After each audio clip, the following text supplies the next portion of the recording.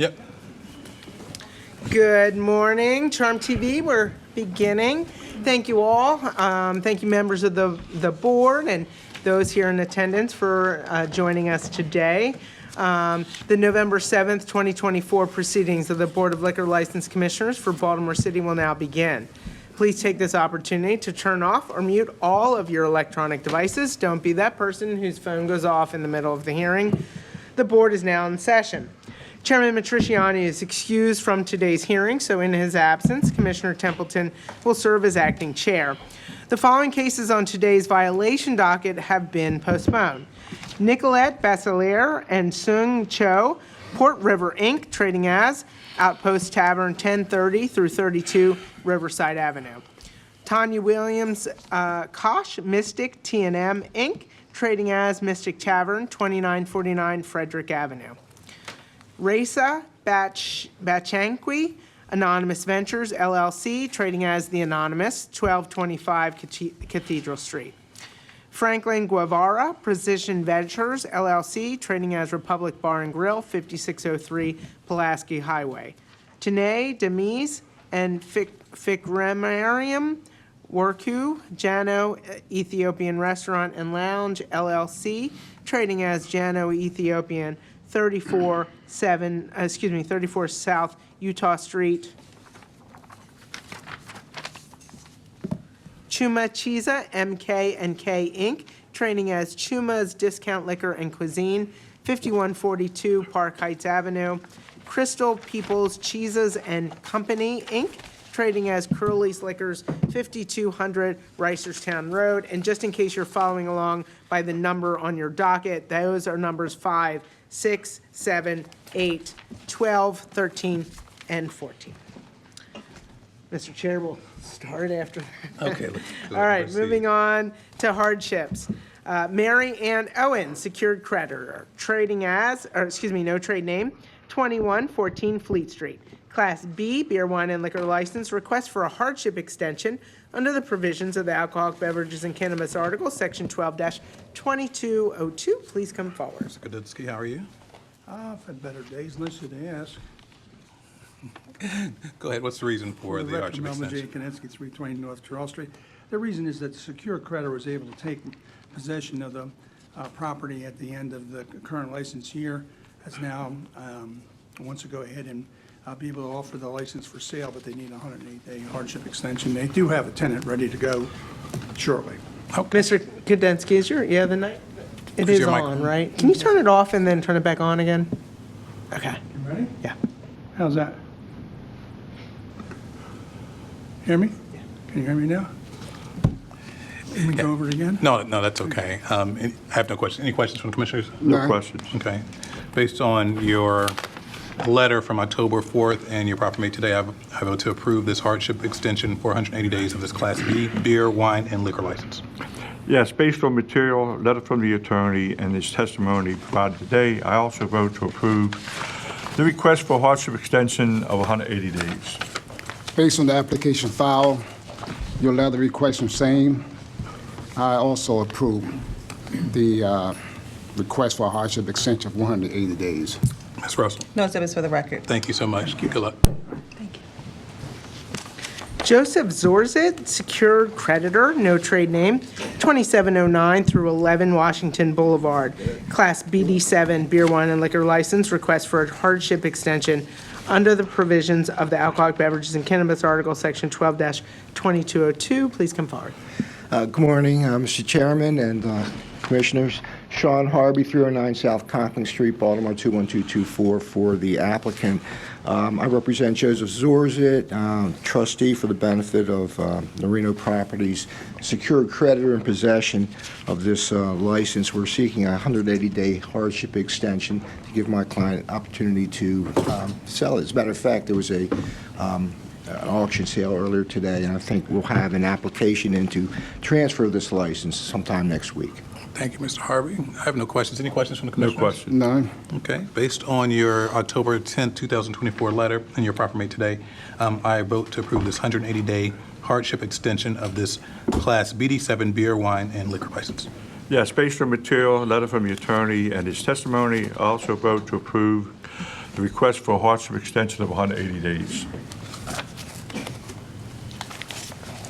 Based on the application file, proffer given by the attorney, and letter dated 10/10/24, I also approve the request for a hardship extension of 180 days. Thank you, Ms. Cook. Thank No you, exhibits for the Chairman. record. Thank you. Good luck. Vugar Ismailov and Victor Brundage Jr., 313 North Charles Group LLC, trade name pending, 313 North Charles Street, Class BD7 beer, wine, and liquor license, request for a transfer hardship extension under the provisions of the Alcoholic Beverages and Cannabis Article, Section 12-1705B. Please come forward. Mr. Fogelman, how are you? Oh, good morning, Mr. Chairman. Good morning, Commissioners. Morning, morning. Good morning. Getting through, like the rest of us. Stephen W. Fogelman, on behalf of the applicant, requesting the 90-day transfer extension. This is a first-timer in the business, and there's some order that these inspections need to go in, and so we're just going to need some more time to finish it and transfer the license. Thank you. Okay. Any questions? No Commissioner? questions. All right. Well, based on your October 14, 2024 letter and your statement proffer made today, I vote to approve this 90-day transfer hardship extension of this Class BD7 beer, wine, and liquor license. Yes, based on material, letter from the attorney and his testimony provided today, I also vote to approve the request for transfer hardship extension of 90 days. Based on the application file, letter dated 10/14/24, and proffer given by the attorney, I also approve the request for transfer hardship extension of 90 days. Ms. Russell. No exhibits for the record. All right. Thank you very much. you. All right. Yeah, the next one. Francisco Gorduno Maldonado, D. Arc LLC, trading as El Bar, 737 Carroll Street, Class BD7 beer, wine, and liquor license, request for a transfer hardship extension under the provisions of the Alcoholic Beverages and Cannabis Article, Section 12-1705B. Thank you again, Stephen W. Fogelman, on behalf of the applicant. This is also another one that was approved on April 18th, 2024 by the board. And the fire code evolves, and these old buildings don't necessarily evolve with them. And this is a case where the second floor fire department was requesting sprinklers. And when I say requesting, I mean mandating, and that can cost a bar over $100,000. Pipe is, like $1,000 a foot, and they are working out some kind of fire suppression system to be compliant, but unfortunately that's taken longer than the 180 days mandated by law. So I thank you. Okay. Any questions? No None. questions. Okay. Based on your October 8th letter and your proffer made today, I vote to approve this transfer hardship extension for 90 days of this Class BD7 beer, wine, and liquor license. Yes, based on materials, letter from the attorney and his testimony provided today, I also vote to approve the request for transfer hardship extension of 90 days. Based on the application file, letter dated 10/8/24, and proffer given by the attorney, I also approve the request for a transfer hardship extension of 90 days. Thank you so much. Thank you very much. No exhibits for the record. Thomas Pagano and Gavin Smith, Mystique Barrel Brewing LLC, trading as Mystique Barrel Brewing and Lager House, 912 Washington Boulevard.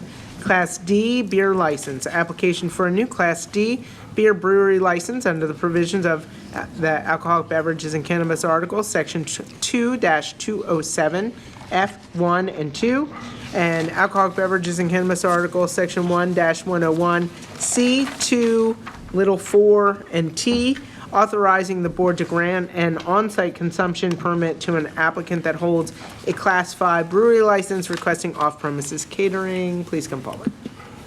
Good morning Thank again. you. Yeah, good morning, Mr. Chairman, Commissioner Stephen W. Fogelman. This is always something special to me when we get a new brewery operation in town. It's a tough business to be in right now, but so the neighborhood is lucky to have Mr. Pagano and Mr. Smith. Mr. Smith's a city resident.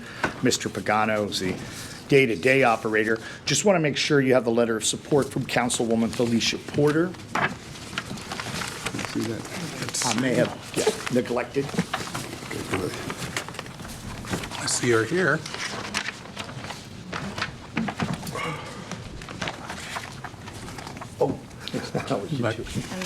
I represent the community association, so they have full support of Citizens Pigtown. Hold on one second. Can you raise your right hand to get sworn in and Sure. state your name for the record? My name's Shireen Aarons. Excuse me. Do you swear or affirm under the penalty of perjury that the answers that you give and the statements that you make will be the truth, the whole truth, and nothing but the truth? Yes. And then can you state and spell your name, sir? My name is Shireen Aarons, and that's Shareen Aarons. And I'm on the board of the community association, who is also in full support of this opening with the area, the Pigtown area, as well as our Main Street organization. And I'm on the manager of Pigtown Main Street. Thank you. Thank you. All right, and question is, does Mr. Pagano have any experience in this industry? Answer is he has tremendous experience in this industry, doing a little bit of everything, having worked at Mobtown Brewing part-time, Checker Spot Brewing part-time, worked at the Maryland Home Brew Store in Columbia, Pharmacy Brewing in Reisterstown, then at Suspended Brewing, which is the location of the brewery. It used to be known as Suspended Brewing at that address. Apparently, they're going to move operations to Hamden in the future. And he's also worked on Paca Street at Pickett Brewing. So he's literally worked for like 2/3 of the active breweries in Baltimore City. So I'm sure he's picked up some best practices along the way. What you really want to know is, will his servers be alcohol management certified? And of course, the answer is yes.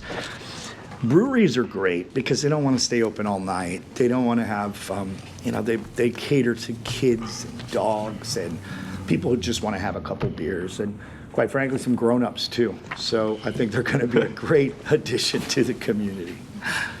If there's any questions for Mr. Pagano, he's here and ready to go. I don't have any. No. Commissioners have any questions? No, I have no questions. No, I think your proffer was enough.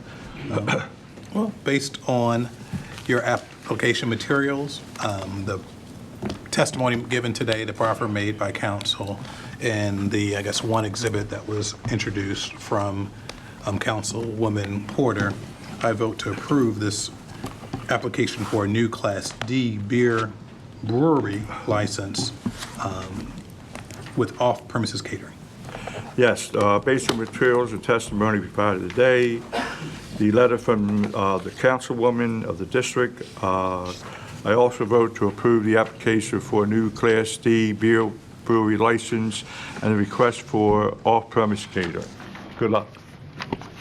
Based on the application file, support letter from the community, and a great proffer by the attorney, I also approve the application for a new Class D beer brewery license requesting off-premise catering.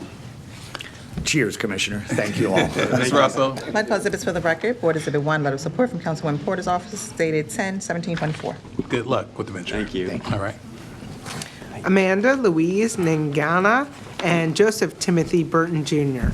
Deeply Rooted Dining LLC, trading as Rooted Rotisserie, 1114 through 16 Holland Street. Class B beer, wine, and liquor license, application for a new Class B beer, wine, and liquor restaurant license under the provisions of Alcoholic Beverages and Cannabis Article Section 12-1603, C1, 2, little I, requiring $200,000 in capital investment in restaurant fixtures and facilities and seating capacity for a minimum of 75 people, requesting off-premises catering and delivery of alcoholic beverages. Please come forward. Mr. Kudinski, how are you? For the record, Melvin J. Kaninsky, 320 North Charles Street. This is the application for granting a license to this location. They've been open and operating and got some notoriety in that area right there from the Cross Street Market. And they are now coming in to get the license.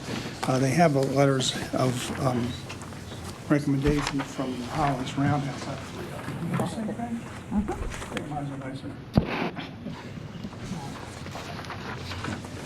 Yeah, we have the color. Okay. It's in color up there. Along with that, I would submit copies of the menu that they have, that they've been using.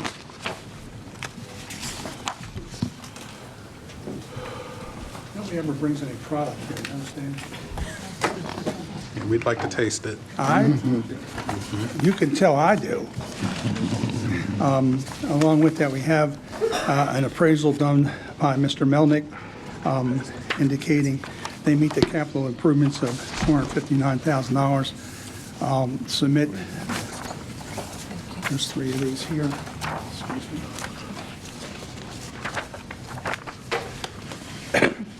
And they have seating for over 75 parties. I think was submitted with the application, but I also give a copy of it. All the people, there was been several restaurants there, but now since the Cross Street Market's being, getting a little more traffic down there, and they've been open for a while.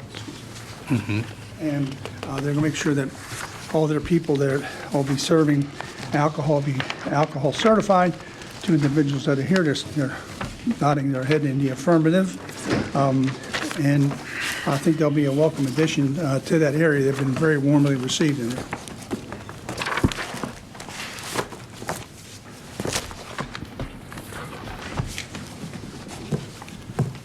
You have anything else? I believe submit, because I think since they've been there, they're not like a new business. They just need the beer, wine, and liquor license to complement what they have. They've been getting a lot of requests for it, and everybody's been asking when they're going to be able to come in and have something to drink along with their menu. Yeah, they've been around for a little while. They've been getting a lot of notoriety, so I want to congratulate you guys on that. And I know some people came in town to taste the food, and you guys had a big influx. You're probably already busy before that, so I know the community's happy that you're there. So, any questions? No questions. Anybody? Okay. So based on the application materials, the proffer made by council, the exhibits that were entered today, I vote to approve this application for a new Class B beer, wine, and liquor restaurant license with off-premises catering and delivery of alcoholic beverages. Yes, based on material testimony provided today, I also vote to approve the application for new Class B beer, wine, and liquor restaurant license, and also the request for off-premise catering and delivery of alcoholic beverages. Based on the application file, proffer given by the attorney, material received today, I also approve the application for a new Class B beer, wine, and liquor restaurant license requesting off-premise catering and delivery of alcoholic beverages. Ms. Russell. My cause is for the record. Board Exhibit 1, letter of support from Highlands Roundhouse Neighborhood Association. 2, menu. 3, appraisal. And 4, floor plan. Thank you so much. Thank you. I appreciate it. Good luck. All right. Denville Myrie and Loic Sammy, District Jerk, Inc., trading as Jerk at Night, 21 North Utah Street.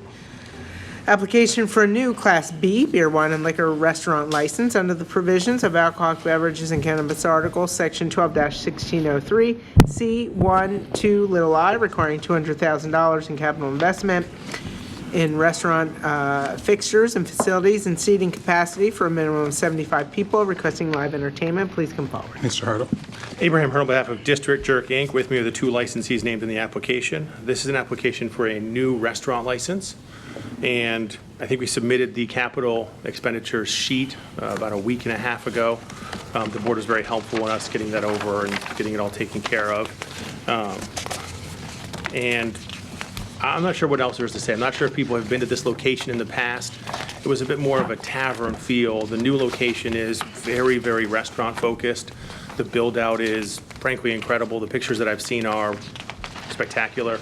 My understanding is their goal is to open hopefully as soon as tomorrow or Monday, if we can get all the different licenses and permits kind of finalized. Go from there. If the board has any questions, I'd be happy to answer them at this time. No, the application looks like it's in order. Questions? You guys have any questions? Yeah, I have no questions. Okay.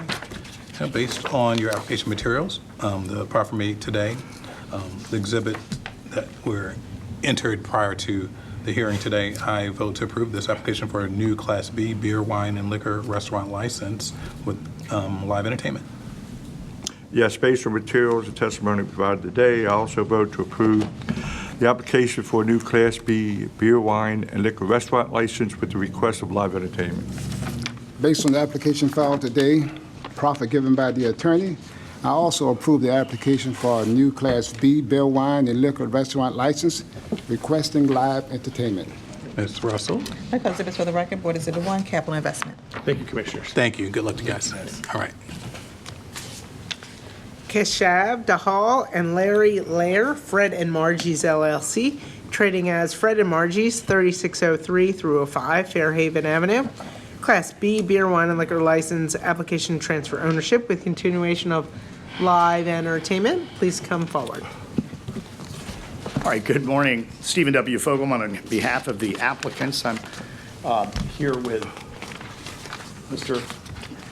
Keshav Dahal and Mr. Lair, who's the city resident. 3605 Fairhaven is a great place that you know. Yeah, I know. It's one of the good ones. It serves great food. It's a local neighborhood pub. And in fact, at the location on Fairhaven, I mean, I think even like the McDonald's has closed down on Patapsco. So you'll often see a lot of judges and prosecutors eating lunch over there, police officers. It's really a great hub for the community. And it is bittersweet when things change for me. But in this case, the owner here, Mr. Dahal, is going to keep almost everything the same American fare. He says he's going to try to add a couple of Indian food items to the menu, and I'll be interested to see how that works out. But they're pretty excited about it. They bought the building. There's a parking lot, which is almost rare in the city. And Mr. Dahal will be alcohol management certified, as will his 3 or 4 employees. Okay. Any questions of the commissioners? Yeah, Mr. Chair, for FYI, is Marge still living there on the second floor? And her daughter's still around too? Yes, for now, and she's excited to retire. And that's, this hearing is a major step forward in her retirement, and this is her business, this is her life savings, and she wants to enjoy her grandchildren more, so. Okay, thank you. Good people. Any questions? No. Okay. Based on the application materials, proffer made by council, I vote to approve this application to transfer ownership of this Class B beer, wine, and liquor license with the continuation of live entertainment. Yes, based on materials, testimony provided today, I also vote to approve the application to transfer ownership with continuation of live entertainment. Based on the application file, proffer given by the attorney, materials submitted today, I also approve the application for transfer ownership with continuation of live entertainment. Ms. Russell. No exhibits for the record. Thank you Good all. luck. Appreciate it. Okay. Good luck to you. I will tell her you said hello. When I told her you were on the liquor board, she was happily surprised. Thank you. All right. Thank you, guys. Moving into violations. Marvin Warfield, Fielders LLC, trading as Fielders Tavern, 1184 through 86 Nanticoke Street, Class BD7 beer, wine, and liquor license. Violation of Rule 4.073, open containers in illegal possession and consumption of alcoholic beverages, on July 30th, 2024, allowing patrons to drink outside, which is an unlicensed part of the property. Please come forward. Inspector. Anybody that can testify, please raise your right hand. Do you swear or affirm under the penalty of perjury that the answers that you give and the statements that you make will be the truth, the whole truth, and nothing but the truth? I do. First of all, is this going to be admission of the violation and just proper? You're going to admit to it? Okay. So we're going to hear the inspector speak, and then we'll hear you talk. 1 second. Let me ask her. Okay. Are there anyone else that? Yeah. Okay. So would you like me to? Just raise your right hand for now. Do you swear or affirm under the penalty of perjury that the answers that you give and the statements that you make will be the truth, the whole truth, and nothing but the truth? Yes. Councilwoman, can you please just state your name for the record? Sure. Councilwoman Felicia Porter. Okay. All right. Inspector, go ahead. Agent Tuttle, Baltimore City Liquor Board. On 7/30/24 at approximately 1:54, I conducted the inspection at 1184 Nanticoke Street, establishment known as Fielders Tavern. Our office was contacted with a complaint including screaming, hollering throughout the night, fighting outside the tavern, patrons drinking outside, trash being thrown around by patrons. At the time of my arrival, I observed that there was an individual sitting outside at the tables and chairs, drinking what appeared to be an alcohol beverage. While I was entering, I also observed a female exit the building from the rear, carrying a drink and sitting at the table with the other patron. I then proceeded inside and made contact with the bartender, Mr. Drayton Riles Jr., as identified by his license. I asked to see all permits. He provided those with me. Upon review of the permits, I was able to determine that they did not have outdoor seating. Mr. Riles said he was not aware that patrons were not allowed to stand or drink outside with drinks. He acknowledged that it was his mistake and said he would correct it. I left the establishment without any further incident. Upon review of the license in the office, I did confirm that they were given a warning for this by Agent Perez on 3/13/24 for the same issue. Okay, Agent Perez, you had been out to that location in the past, Agent Perez, Baltimore City Liquor Board, yes, sir, I have. and you gave them a warning. When do you remember about what time you gave them a warning or when? 3/13/24, it was either between 11 p.m. and midnight on that date. Okay. All right, thank you so much. Say your name again for the record. Summers, Dante Summers. Okay. With acknowledgement of the officers coming out or whatever, I don't say that they were wrong or anything like that, but when the people that came out, it was because of what was going on in the neighborhood. It was already an argument or fight with the neighbors up the street, so everybody was kind of sitting around watching it. Yes, I had tables for people sitting out because it was actually hot outside. Once I was aware of it, we took them straight up. Actually, after they told us to take them up, that people have to go back inside. They went back inside. Everything was done from that notice. Who I had on the manager that night was Drayton Riles, and he called me and let me know everything that was going on, and they took everything up from there. But what initially had the call was the neighborhood from somebody fighting and screaming from an altercation that one of the neighbors had. It had nothing to do with us, but it came down that way where we are. We are right on the corner of Austin and Nanaco. So that's what was the real reason for them to actually come out. So we did have the violation from someone actually being nosy, coming out to see what was going on, and they had drinks in their hand. So, you know what I mean, once she had told us to pull, they couldn't be there, they instantly took it up and put everything away and did what they were supposed to do from there. This was on July 30th. Yes. So from that point on, have you made some changes to make sure that people Yeah, don't? we corrected it. We took everything up.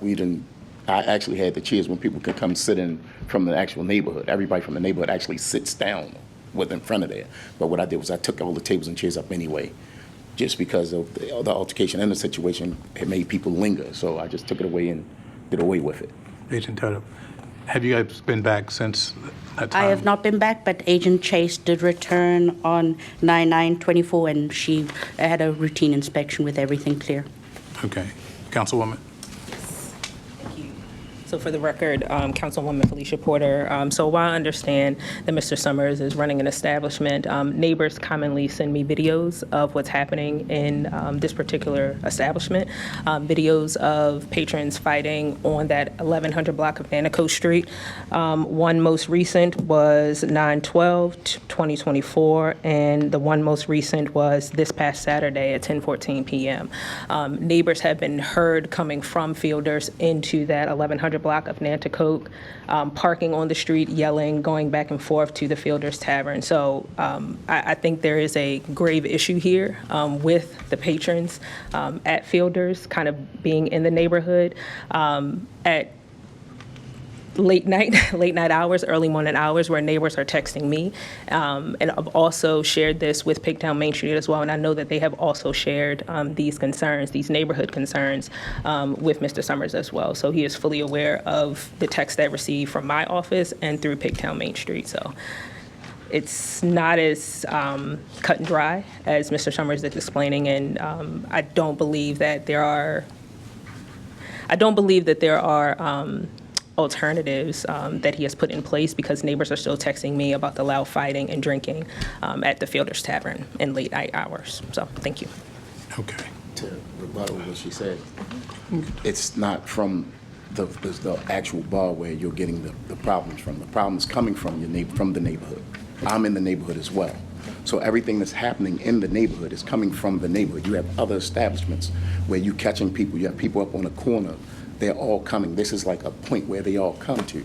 So it's coming problems with us as far as cleaning that corner up, which everyone knows from the community association. When everybody come there, we talk about everything that they wanted me to do. They wanted me to stop people parking certain ways in the neighborhood. I took care of that, which people that, when it's a football game, I have no clue who the cars are that's coming through there. The people that come through the establishment, we know, and they have something to know that they cannot park on certain parts of the streets. I can't control what happens when people come to football games, baseball games. I have no control over that. So for you to try to say that that's something you can talk from to the me, bar, but, it's not controlling, dealing with the bar. It's the neighborhood itself. You can't control. It's people parking from all over the city in this particular area because we're right at the stadium. That's not exactly true. So we have video evidence from a Ring camera, 2 Ring cameras that are on Nanticoke, where you are seeing the patrons going up to Fielder's Tavern from these 2 particular Ring cameras. I would like to see it. Okay. So if we All right, can- all right. You guys can, I guess, after, Yeah, if you don't mind. Yeah, I have no problem. Have you had conversations with the community association and with Councilwoman Porter Well, already? this is my second time talking with Okay. the Councilman Porter, but I talk with the community association all the time. Okay. We have, you know what I mean, she was the one that let me know about the parking issues, and we corrected everything on our behalf. Have you had any conversations with our office and the community, with our liaison? Well, no, Not nothing yet. at the office. and Okay. Well, we actually dealt with everything directly amongst each other. Okay, so maybe we need to talk in the future about having a conversation. That's right. So before you leave, we'll have a conversation with you on who may be able to work with you and work with the community. And I know the councilwoman will do everything she can to hear your side of the story and try to get to the bottom of this. But on this, any questions now from the Yeah, I do. commission before I ask? I do. Sir, Yes. the first time the inspector came out, that was what, the 13th of what month? March. March 13th? Okay, you spoke with him, right? No, actually, who did you speak with? I can't remember. Okay. I don't really know when he came out and what he But did said. anyone give you information that he came out for that purpose? No, they didn't. Did not? That's why I said this is the first time I know, because normally they will leave us a note saying that the liquor board came All out. right, very good, very good. Okay. That crowd, people on your corner in front of your establishment, do you have a record showing how many times you called the police to report that? I don't have a record because it really dissipates. By the time you get out and break it up, they already broke it up between everybody that's up there in that area. So the neighborhood really you'll see it if you ever see it together. It's not like, okay, I can go up there and police the area. Well, what I'm trying to get you to do is establish a record, showing that Okay. you're taking some efforts. Okay, I can do that. So get yourself a book Okay, and document that each time you call. I can do that. Okay. I just want to say that it's best for you to have a better communication, if you can, with the community. Okay. And if you need to do an MOU, you ought to sit down and try it. I'm not recommending, I'm just saying there are alternatives, because I know for a fact that tavern, that corner was really never an issue years ago, so I think you got to do, I'm not being disrespectful, you need to do a better job dealing with the communication. I thought we Thank you. did, actually. Well, I guess it's, Yeah, I will. And do we need to swear? Do I need to? Okay. Do you swear or affirm under penalty of perjury that the answers that you give and the statements that you make will be the truth, the whole truth, and nothing but the truth? Yes. And if you state your name? Shireen Aaron's. Can you spell it again? No, I'm sorry. Okay. I'm, again, in representation of the Board of Citizens of Pigtown, which is in the neighborhood. I'm also a part of a neighborhood chat that neighborhood has, that started with the people on Nanticoke. And as I will say 2 things. I will say the people on Nanticoke, some of them really enjoy having them there. What they dislike is everything that Felicia is saying, which we get a lot more information being on the community level. And I also live within the neighborhood, not on Nanticoke, but no, I'm there a lot, and have also attended his business a lot. So, but it's more or less that it's spreading from, and we do have camera footage from a neighbor who is literally across the street with his camera facing your business, who has, you could see the people who have left and have done a lot of nuanced things in the neighborhood. The parking, where neighbors are feeling like people are parking on the street, parking within the crosswalks and things like that, which we've talked about. And so I'm the neighborhood association who has talked about this before. And it's just something that needs to be addressed at this point, because there are a lot more neighbors complaining and not happy with what they're seeing on the corner, and a lot of them don't want to see it there anymore. If I may, they need to make more 911 calls. They're putting in more. They're putting in more 311s, and they're putting in more 911s. There are actually neighbors who are putting in, even in our neighborhood chat, who are putting in these 311s, 911s, probably at least once a week. Okay. I'm being honest with you with that. And that's just me speaking on the neighborhood association and just being a neighbor and friends of many people who live on that street. So that is something that is occurring on a regular basis, and more frequently, including that one of the last two events with that situation with the people who were screaming and fighting on the street. So, and the camera footage, there is camera footage with the person, the women leaving that establishment doing that. Okay, thank you so much. I appreciate it. Any other questions? Any other questions? No questions. Okay. Based on your admission today, and based on the testimony given and the violation report that we received, I do find that there was a violation of Rule 4.073, open containers and illegal possession and consumption of alcoholic beverages,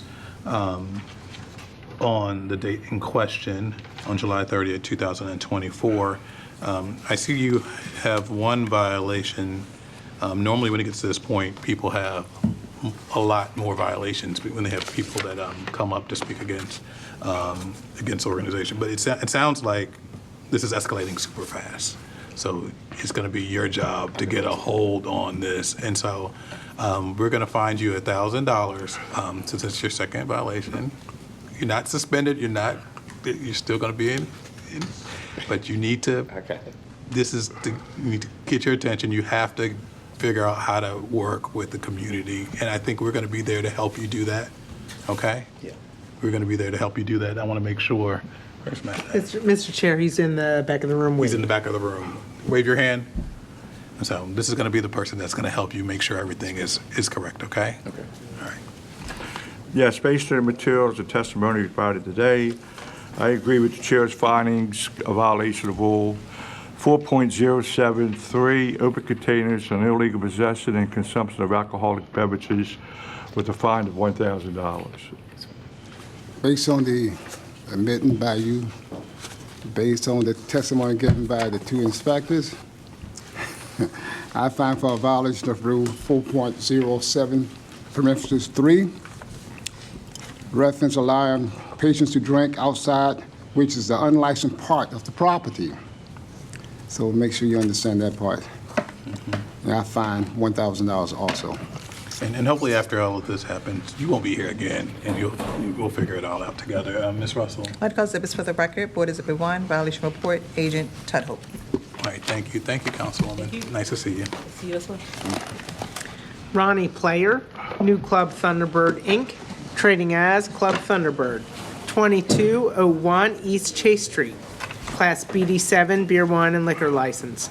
Violation of Rule 4.052, prohibited hours on May 31st, 2024, operating past the 10 p.m. closing time. Violation of Maryland Alcoholic Beverages and Cannabis Articles, Section 12-2007A, on June 28th, open and operating past the 10 p.m. closing time. Violation of Rule 3.033, records, on June 28th, failing to provide employee records when requested by BLLC staff. Violation of Rule 3.092, restroom facilities and health regulations, on June 28th, operating a kitchen without a health permit. Violation of Rule 4.18, alterations, on June 28th, 2024, installing an operating kitchen without notifying the BLLC. Violation of Rule 3.02A, cooperation, on July 5th, yelling obscenities at Agent Tudhope. Violation of Maryland Alcoholic Beverages and Cannabis Article, Section 12-2007A, on July 5th, 2024, open and operating past the 10 p.m. closing time. Violation of Rule 3.033, records, on July 5th, 2024, failing to provide employee records when requested by BLLC staff to do so. Violation of Rule 3.081B, sanitation and safety on July 5th, 2024, operating kitchen without a health permit. Violation of Rule 3.092, restroom facilities and health regulations on July 5th, charcoal hookah being smoked within the establishment, and violation of Rule 4.18, alterations on July 5th, 2024, installing and operating a kitchen without notifying the liquor board. Please come forward. All right. Good afternoon, Mr. Acting Chairman. Yes. Peter Previs, on behalf of the licensee. Ms. Radnaya Williams is here with me today. Ronnie Player is the actual physical licensee. And we need him here. Why isn't he here? In Connecticut. So I spoke with James, his brother, yesterday, who I would hope would be here, but James has throat cancer and had chemo 2 days ago, and I don't know that he was up to it, but I don't have Ronnie here. When I tracked James down, I didn't have enough time. I called, I texted Ronnie, but apparently he's in Connecticut right now with family. Didn't we say next time he needs to be here? I had a conflict and my son was here, but I understood that. So I did try to track him down, but I've been unsuccessful so far. Okay. Is this an admission?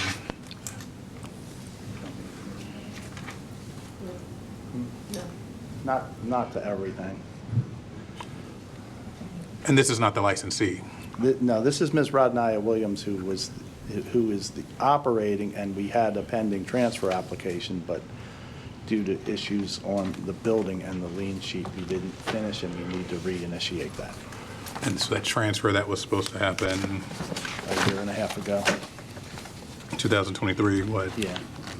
March or so, it never occurred, right?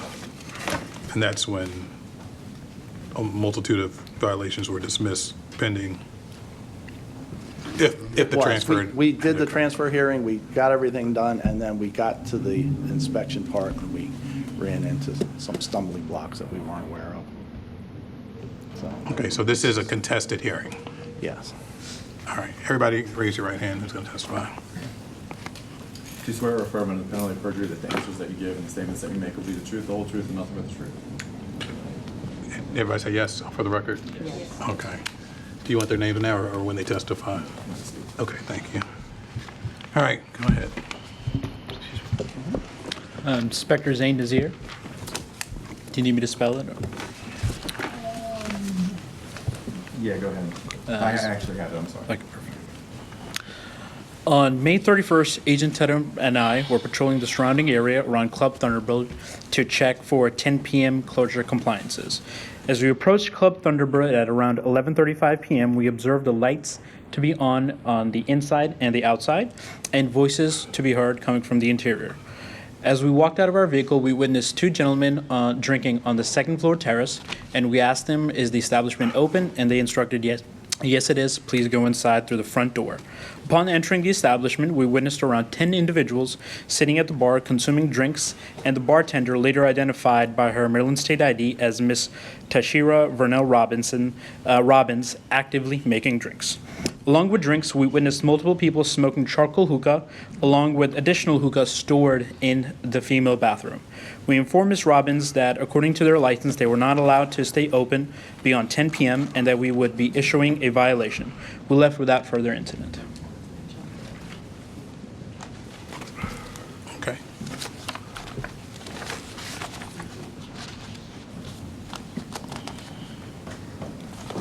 Good morning, Inspector Jordan.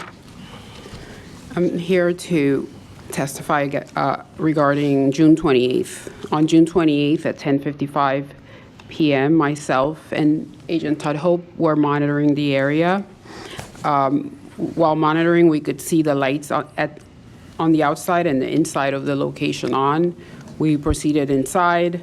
Inside, we observed about 6 people sitting at the bar. I remained in the front of the location, and Agent Todd Hope took over from there.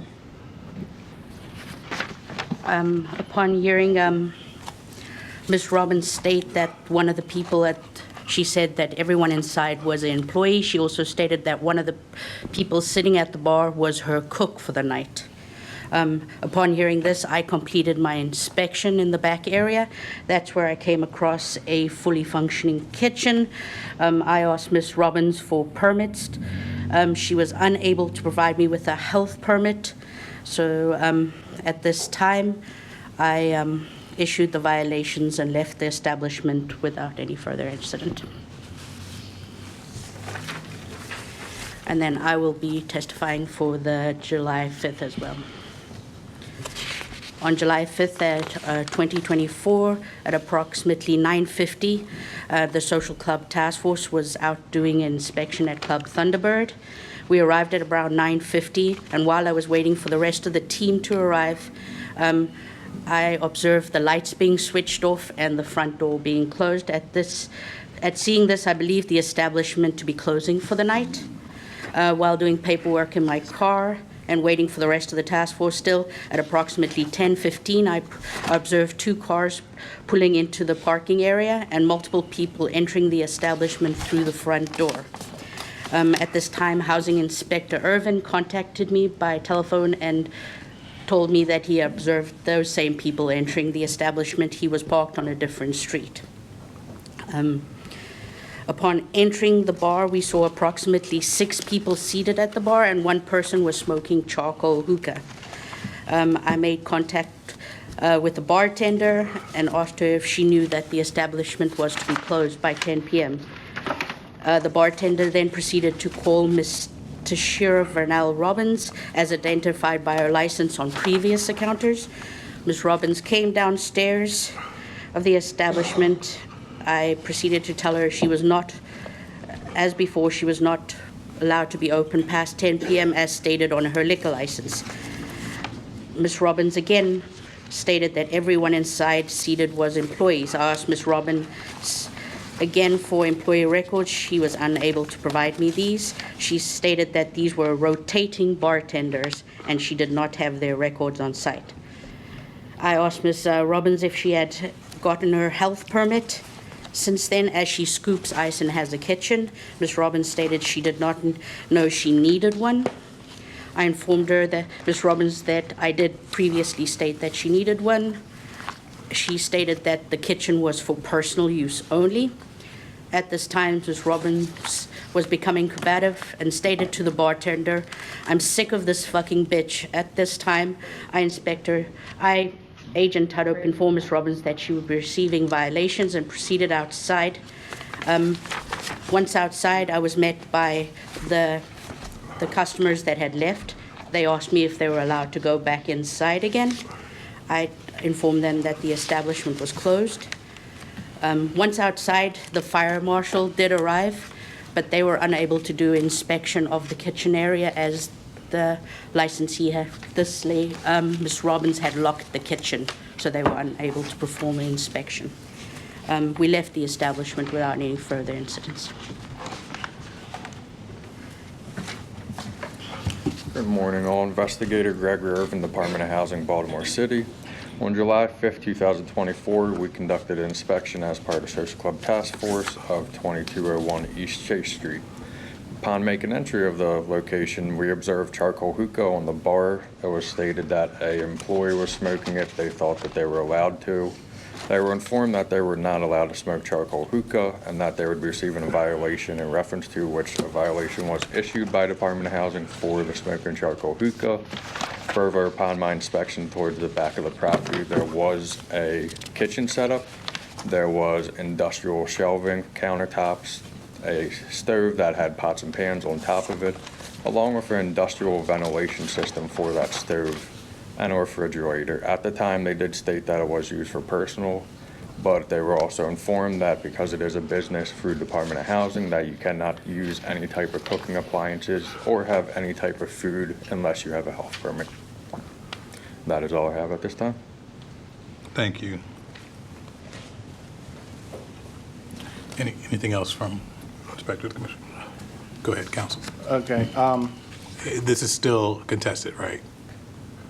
Yeah, not on all the issues, but yeah. Okay. Do you want to sparse out which ones now, or I guess after your argument, so we can know and streamline this a little bit? All right. I know this is unusual, but instead of cross-examining everybody, if I can just go to Ms. Williams, and that'll bring the issues to head, and then if we need to, clarification. It's your case. Okay. Ms. Williams, Yes, were you sworn? yes. Step up there, Mike, please. Okay. All right, so you're the Owner. operator. Okay. This lady that they referred to, Ms. Robinson. Robinson? All right, was she working for you? She was previously working for me. Does she work for you anymore? No, Okay. Has she been let go? yes, Okay. Now, were you called down to the premises at any point on June 28th, July 5th, or May No. 31? no, as they stated, they contacted her. Okay, and they said she was upstairs? Correct. What would she be doing upstairs? Are the residences up there or just Yeah, part of the probably, business? she probably was up there just cleaning or getting supplies. But she didn't contact you? No, Okay. Do you have employee records? yes. All right, and how many people work for you? About 8, Okay, do you have rolling employees?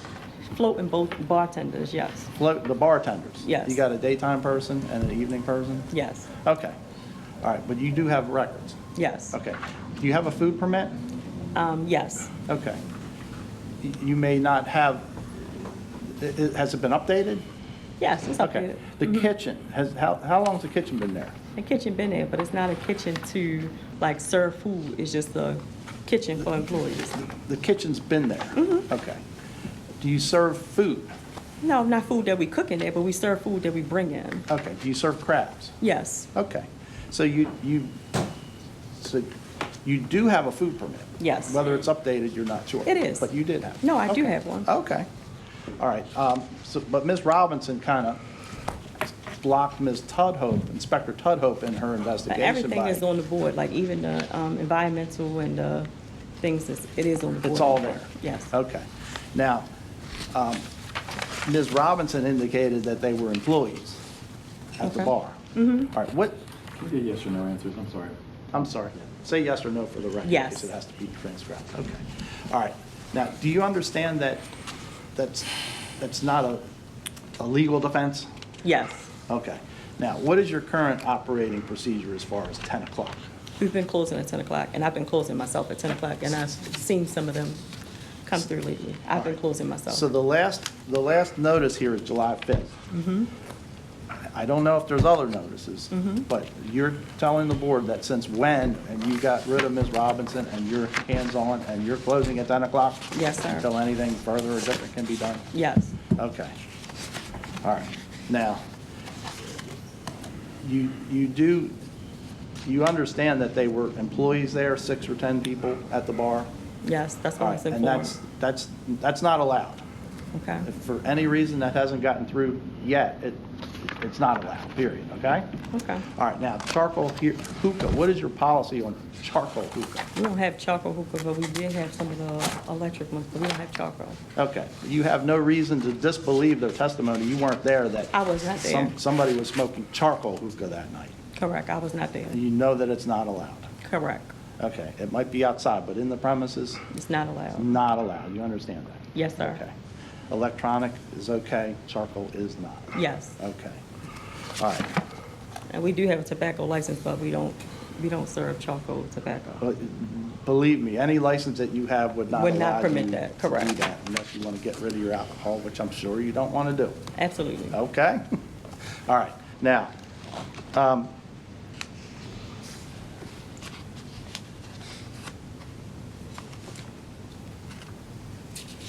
so there was a pre-existing kitchen. The Thunderbird's been there since when? Before I was born, Before I was born, right? Okay. Let's see.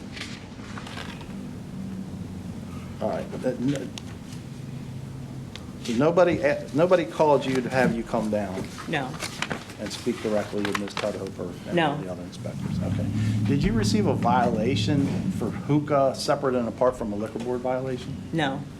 Okay. Was there a There was a violation. environmental control board? Can you step up to the mic if you're going to say something? And identify yourself again. Investigator Gregory Irvin, Department of Housing. There was a violation issued through Department of Housing for ECB, Environmental Control Board.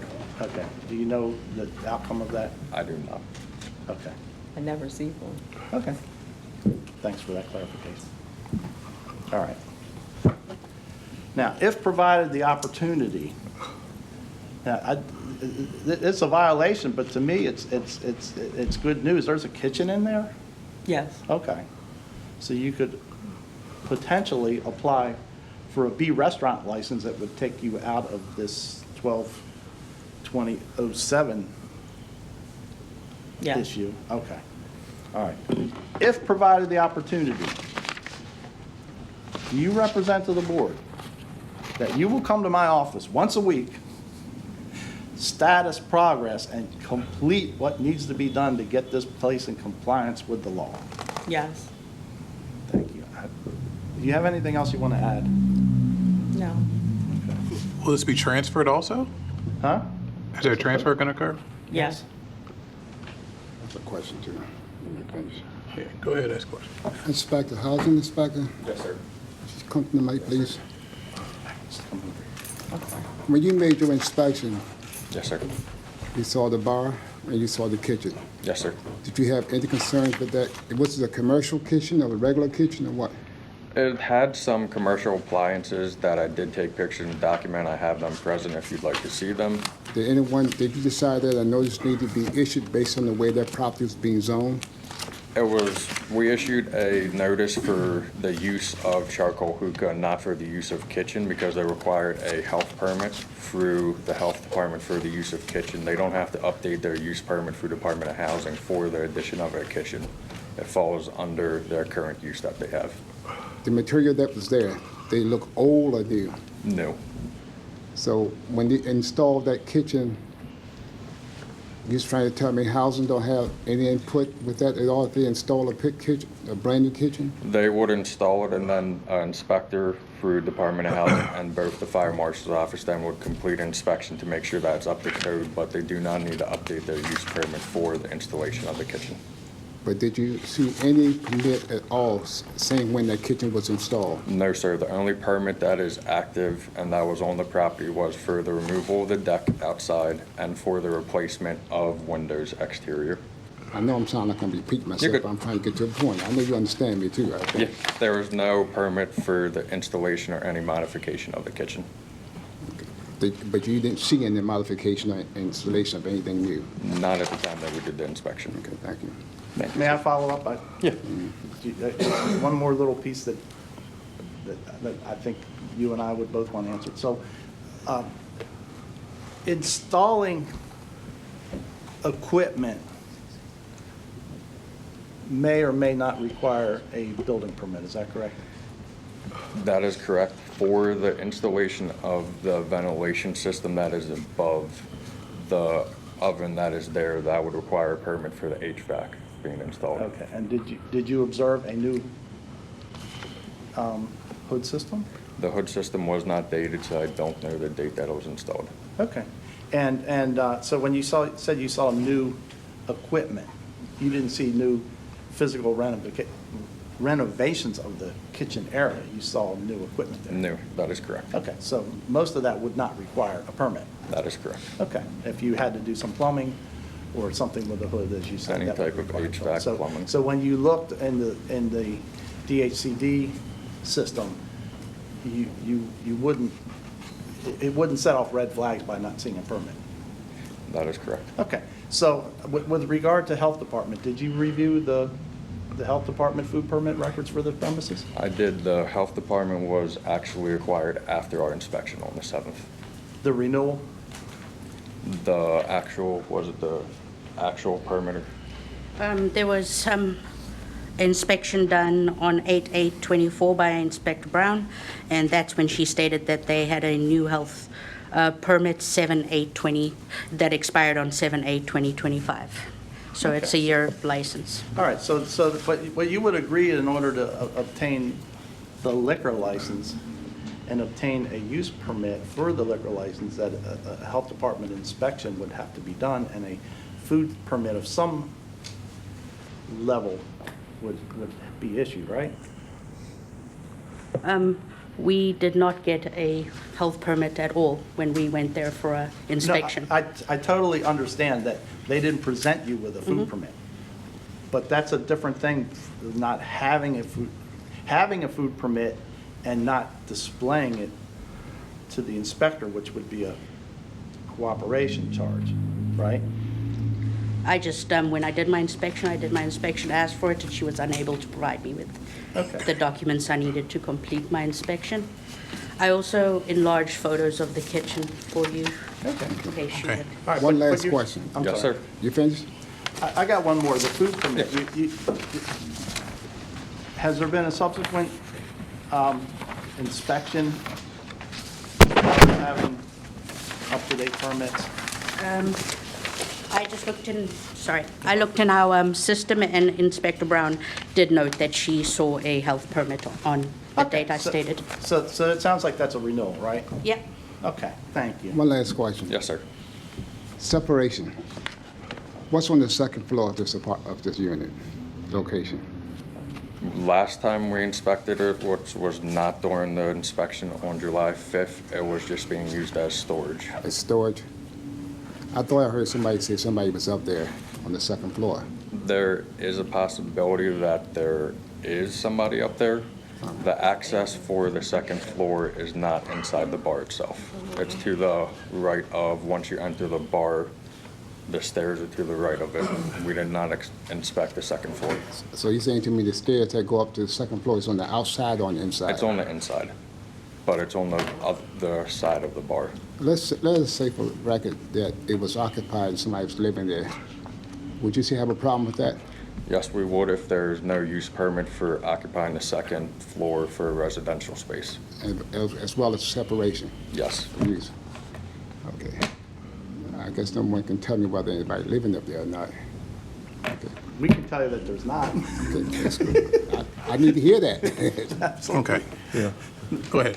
Yeah, I just want to look at violations 3 and 4, operating a kitchen without a health permit, and also installing and operating a kitchen without notifying the BLLC. So when we asked you earlier what you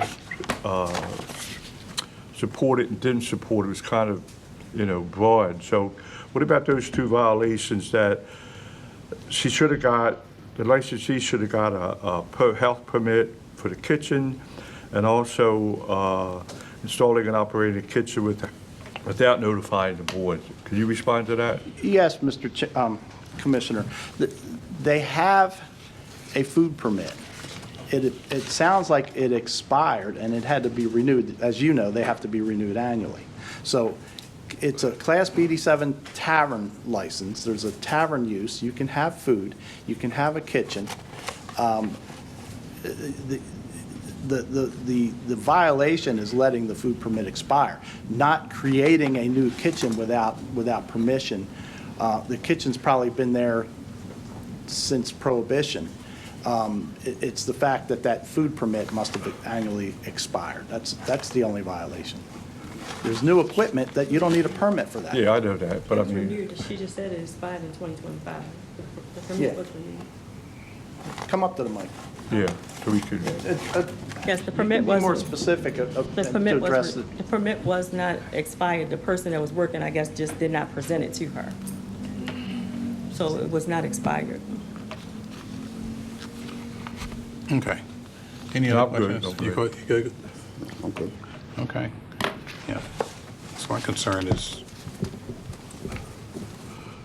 I still don't hear a lot of talk about this transfer and making sure that happens in an expedited way. And I'm also concerned with Ronnie Player not being here when we've asked the licensee to be here. Yeah.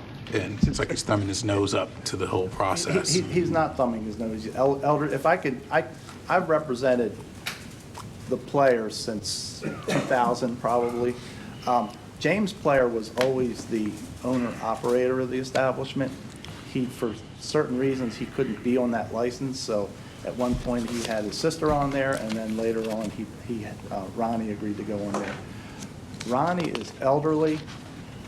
He's currently staying with family in Connecticut. I'm in constant contact with James. I have Ronnie's number. I left a message. He didn't get back to me. It's not that Ronnie's thumbing his nose at it. He thought that this transfer was done. It should have been done. We had certain issues with every time we get a lien sheet to transfer the real estate, there's another impediment, and we've gone through 3 lien sheets, and we've nipped it all in the bud, and if provided an opportunity, we will get a transfer application in immediately. I will also investigate the board's policy with regard to converting BD7s back to Bs. It used to be done. At some point, they said you couldn't. I've seen it on the docket that somebody was doing that, and if that's the case, we could do that at the same time. Okay. So, You have a question? yeah, so in regards to the transfer, do you have any, it's going to be before 90 days, 60 days, 30 days, or? We could do 90 days, absolutely. You're not offering anything, are you? No, we're not offering anything. We just wanted to know. Yeah, I just want to know. Yeah, I didn't take it that way. I'm not trying to make a deal with you. Yeah, But if 'cause I think provided the opportunity, I can get a transfer completed. Because at this point, though, like, the opportunity was already given, when you had the 9 violations, and they all were dismissed, and you had an opportunity. So I think I'm ready to make a ruling. Yeah, on go ahead. this. We had unforeseen circumstances with the lien sheet on the real estate, and it took a lot to get through. Yeah, at this point, though, there are a lot of resources, and you know this, being used on I this have one been- location. I can't speak for, You can't some of speak. the employees that I Hold on one have second. dismissed. I'm sorry. Okay, I'm sorry. But right now, there are a lot of resources that have been used on this property, more than almost every other, or any other licensee, other than probably a couple others in the city. And that's something that we have to take note of, and especially when we've been through this process a number of times.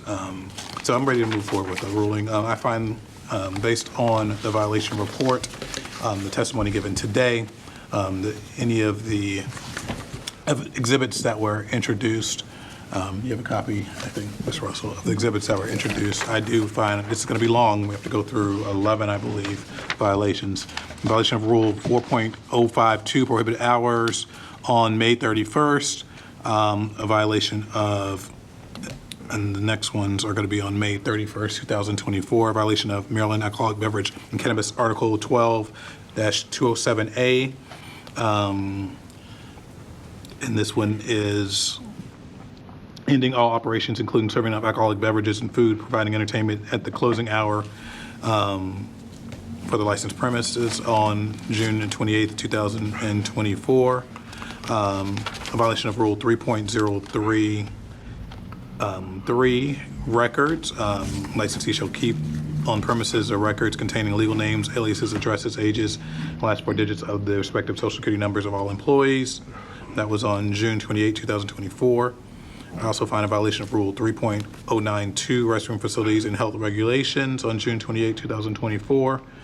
Operating the kitchen without a health permit, and a violation of Rule 4.18, alterations on June 28, 2024. License holder may not make alterations or additions to licensed premises or changes without obtaining permission from the board. Also find a violation of Rule 3.02A, cooperation on July 5th, 2024, the yelling, the obscenities at Tudhoe. I also find a violation of Maryland Alcoholic Beverage and Cannabis Article 12-2007A. And both of the last violation, this one also was on July 5th, 2024, open and operating past the 10 p.m. closing time. I also find a violation of Rule 3.033, records, failing to provide employee records when requested by our staff. I also find a violation of Rule 3.091B, sanitation and safety, operating the kitchen without health permit on July 5th, 2024. And the last one was on July 5th, 2024 also.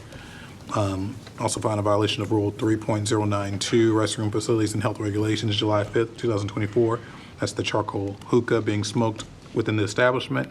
And a violation of Rule 4.18, alterations on July 5th, installing and operating a kitchen without notifying the liquor board. I issue a $1,000 fine on each of these violations. and a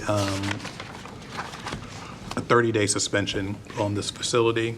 I would say for you to speed that process up and to try to get that, to have that transfer done within those 30 days. If this licensee or the new licensee would want to continue. But at this time, there needs to be a cooling off period. There's been too many resources that have been dedicated. I think that I could have been even more harsh. But I think given your involvement and if what you're saying is true about the licensee and maybe his age and health, if that's part of the reason, I can understand that a little bit, but things need to be done expeditiously. Thank you. So, yeah. $1,000 fine on each one. With each violation, so does that go into July 5th too? Yes. Okay, all right. So you just broadly, for clarity, Mr. Chair, just did 1,000 for each violation. That's all needs to be saved. Which, there are 11 violations, so that would be $11,000 fine. Okay. Yes. Based on material and testimony provided today, I also agree with the chair's findings of 11 violations, which 1,000 each, which totals to $11,000 total. You also have to submit. Madam. Can I have a question? You had indicated the $11,000 and 30-day suspension. Yeah. Commissioner Reisman? Okay, I need to add that 30 days. If you are voting for that. Yeah. To comply with, to vote with the chair, 30 days to pay the 11,000. And when does the suspension start? The suspension starts on Friday. And that's what, 7-day? 30-day suspension. 30-day suspension? Okay.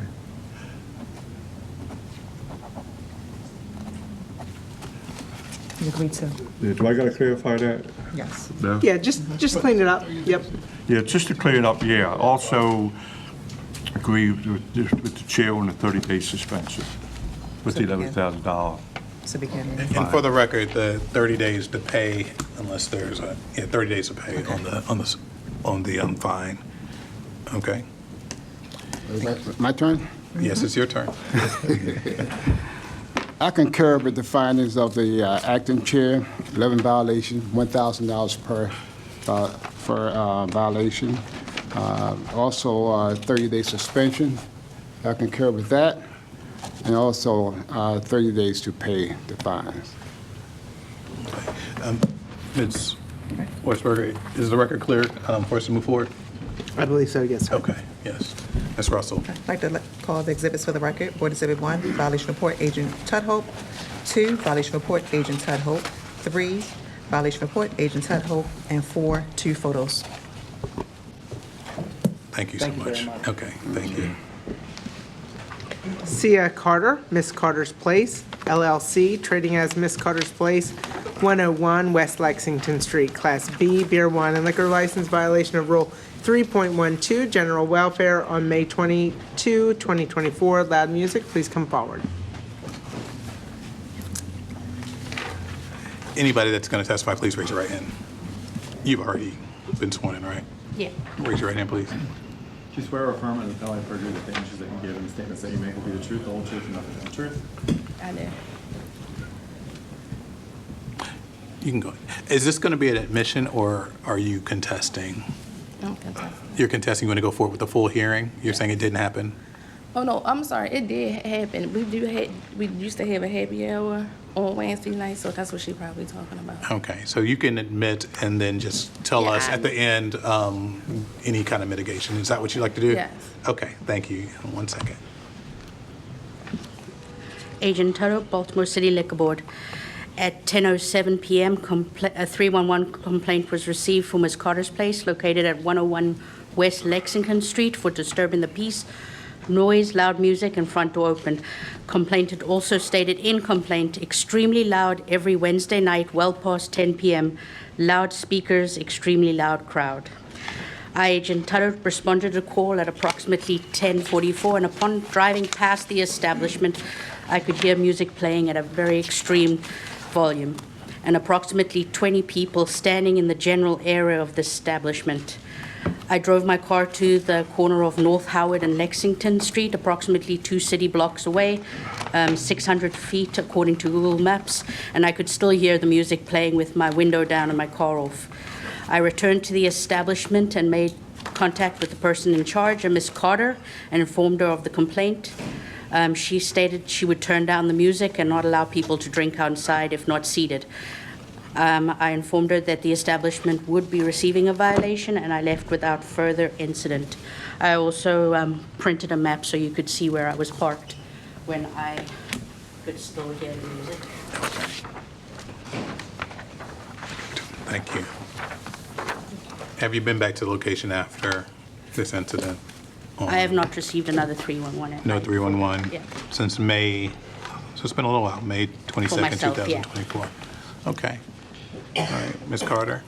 On May 22nd, we was having an event for some models. And also, we used to do a happy hour from 6 to 10 p.m. I shut my establishment down at 11 p.m., no later than 11:30. We can have outdoor seating, which I do have 2 tables and 4 chairs at each table that people sit out during a happy hour and had their cocktails and talks amongst each other. May the 22nd, when she walked in and walked out. She didn't ask us for any license or any documentation or anything. So I didn't know that we were disturbing the peace, and then I think I shut down pretty early, so I didn't know that it was actually a problem what we were doing. Okay. I don't see any, well, you got the license, what, in 2021? The new Class B license. I don't see any other violations. It seems like you've been doing everything the right way. Yes. And you've made sure that the volume is down. But I don't have the happy hour on Wednesdays anymore. Okay. So it's not really a problem. All right. Okay. Any questions from the? No questions. None. Okay. Based on the violation report, testimony given today, and the exhibits, which would be the map given by Agent Tudhope, I ruled that there was a violation of Rule 3.12, the general welfare, because of the loud music. This is your first violation. I see you have no issues. It's been a little while since you've had the license. It seems like you're conscious as to the rules, liquor board rules. So I would give you a nominal $150 violation, give you 30 days pay. Yes, based on materials and the testimony provided today, I also agree with the chair's findings of violation of Rule 3.12, general welfare, with a fine of $150. I find for a violation of Rule 3.12 on May 22nd, 2024, loud music. $150 fine, 30 days to pay. Ms. Russell. Vice Exhibits for the record. Good luck to you, Ms. Carter. Vice Exhibits for the record. Board Exhibit 1, Violation Report, Agent Tudhope. 2, Service Request Summary dated 5/22/24, and 3, met. Adnan Murad and Allison Marie Pachillis, Pimlico Bar and Liquor LLC, trading as Pimlico Bar and Liquor, 5117 Park Heights Avenue, Class BD7 beer, wine, and liquor license. Violation of Maryland Alcoholic Beverages and Cannabis Articles, Section 12-2007A on August 16, 2024, for being open and operating past the 10 p.m. closing time.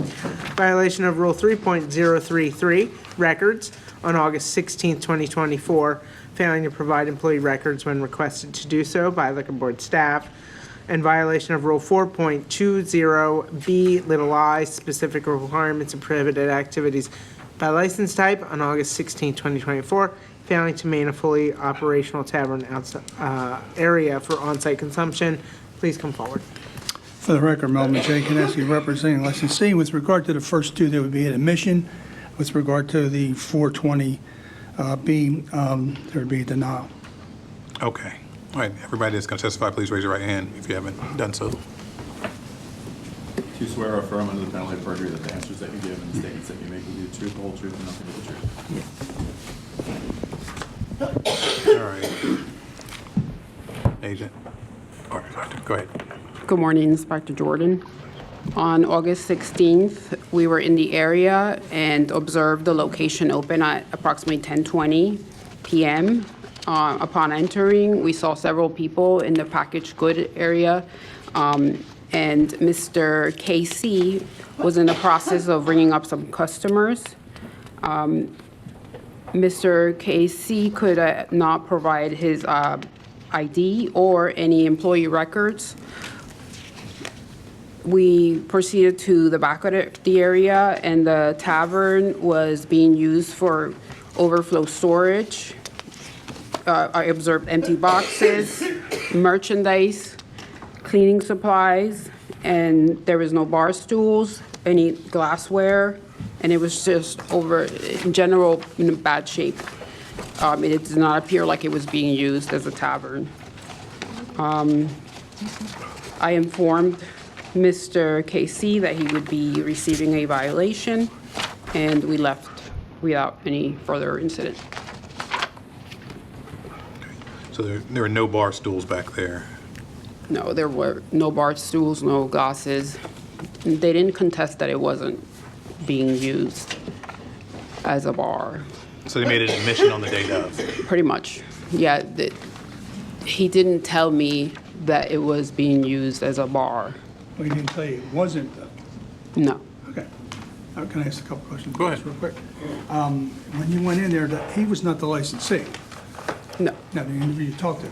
So when you asked for employee records, did he indicate that he didn't have them or that he wasn't able to get them to you? That he didn't have them, and he also didn't have ID for himself. Yeah.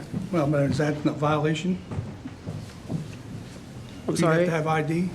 Yes, What kind of violation is that? because they would be included in the employee records, his ID. If he was? If he's an employee. And in that particular establishment, doesn't the bar run all the way from the front all the way through to the back? The bar is in the rear of the location. So there's nothing out in front? No, that does not look like that. It doesn't look like that at all? No, there's no bar stools at No, all. no, but there is a counter there, correct? People were walking up to the counter to purchase Right. alcohol, Sorry. packaged goods. All right. Did you try to buy a drink while you were there? No. All right, so you know if anybody tried to buy a drink? I have a video of customers purchasing alcohol. I know, but I mean, in order for you to say it wasn't operating them as a bar, did you go up there and say, could I have a mixed drink? It wasn't in a condition to be operating as a bar. It was being used as a stockroom. All I'm asking the question, did you ask, could I have a mixed drink? I did not order a mixed drink. All right, did anybody order a mixed drink? No, we did not order a mixed drink. And in the back, you said there weren't any of these bar stools back there? There were no bar stools back there. So neither in the front or in the back, did anybody who was with you, was that somebody with you? Yes, Agent Tuttle. Order a drink? We did not order a mixed drink or any drink. Okay. And you didn't see anybody else? But you couldn't say that somebody, if they wanted to, couldn't get a mixed drink? There were no glasses. Well, did they have to have plastic cups so they could get a bottle of beer? We did not see any bar paraphernalia at all whatsoever. So- It was being used as storage, like I So the back said. of the bar did not look like it had anything behind it? No. I have a question. Can I see that exhibit again?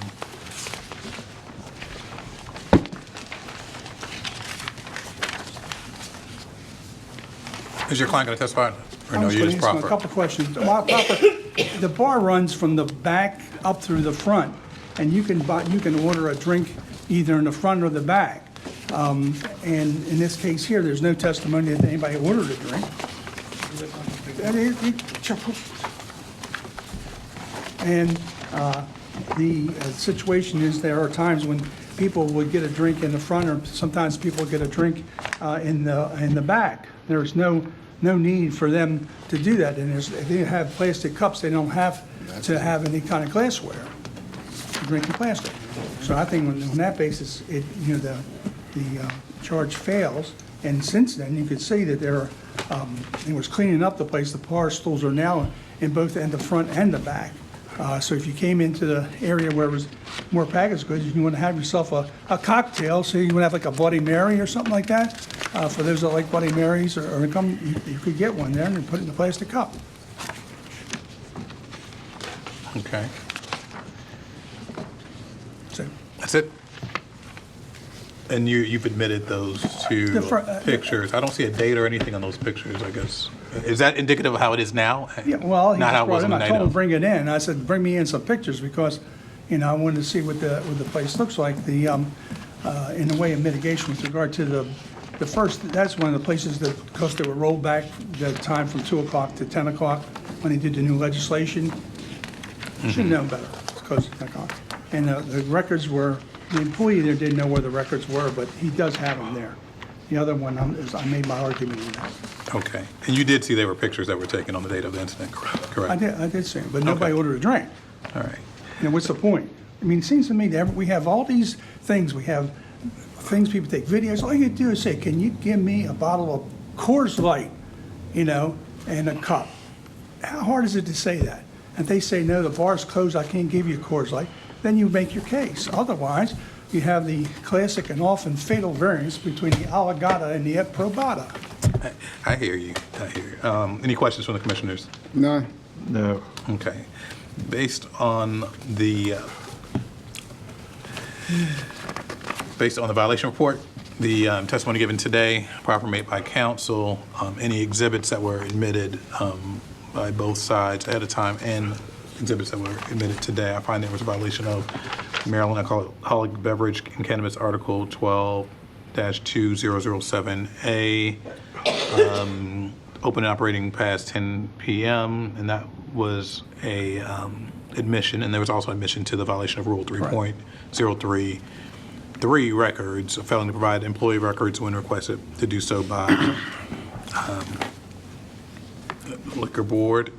I also find a violation of Rule 4.20B1, or excuse me, let me say it again, violation of Rule 4.20BI, the specific requirements and prohibited activities by license type on August 16, 2024, by failing to maintain a fully operational tavern area for on-site consumption. I think that's where I see the issue with it, is the fully operating tavern You didn't like my area argument, because I of can the, excuse me? You didn't like my argument. I like your argument. All right. Not that But the much, pictures though. that you submitted, That backs you up. vary greatly from the pictures that were taken on the date of the incident, where it shows the boxes in the same spot where But the, nobody ordered a drink. So you Is could, it still you a could fully open a operate- bottle of beer. no, at this time, I'm giving my ruling, so, I mean, No, I'm we're listening, just I'm talking, that's obliging you, all. we're talking right now, but let me finish doing my ruling at this point. But I know you understand what I'm saying. The fully operational tavern area is where I see the discrepancy. I did like your argument. So on all three of those violations, I do find that they were violated on August 16, 2024. I see one, the violation For history. 21, yeah. Just a sell some minor. I don't see that this is a problem location. I feel like these issues look like are handled already. I mean, I would take those pictures that you submitted as mitigation, that things are going in the right direction. And on this one, I would give on each one of these a fine of $250 each, so that's only a $750 fine total. As long as the bar is kept open in the future, I don't see how you would be back in front of us again. How much time? 30 days of pay. Okay. You done? Yes. Yeah, based on materials and testimony provided today, I also agree with the chair's findings, a violation of MD Alcoholic Beverages and Cannabis Article 12-2007A with a fine of $250.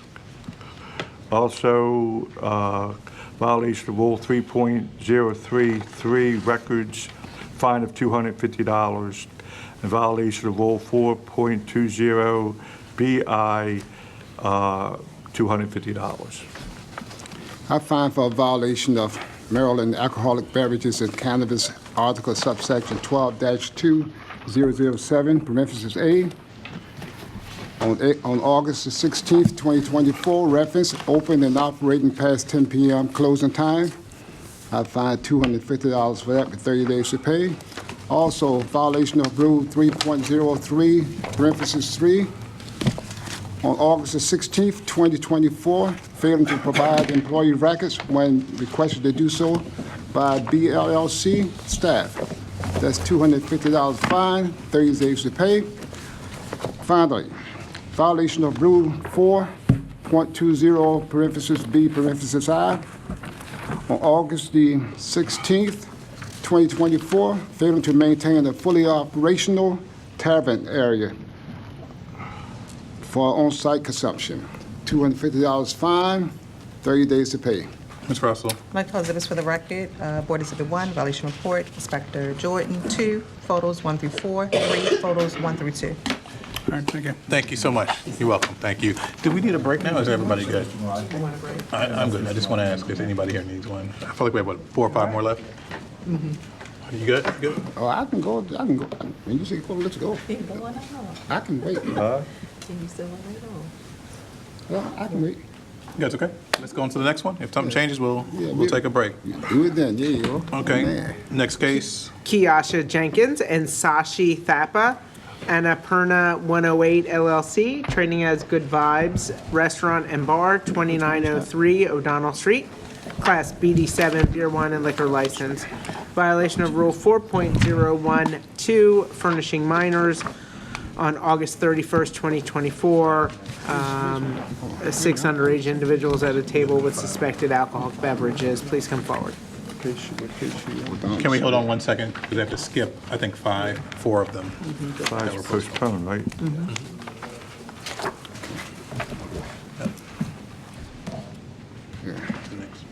Down the street.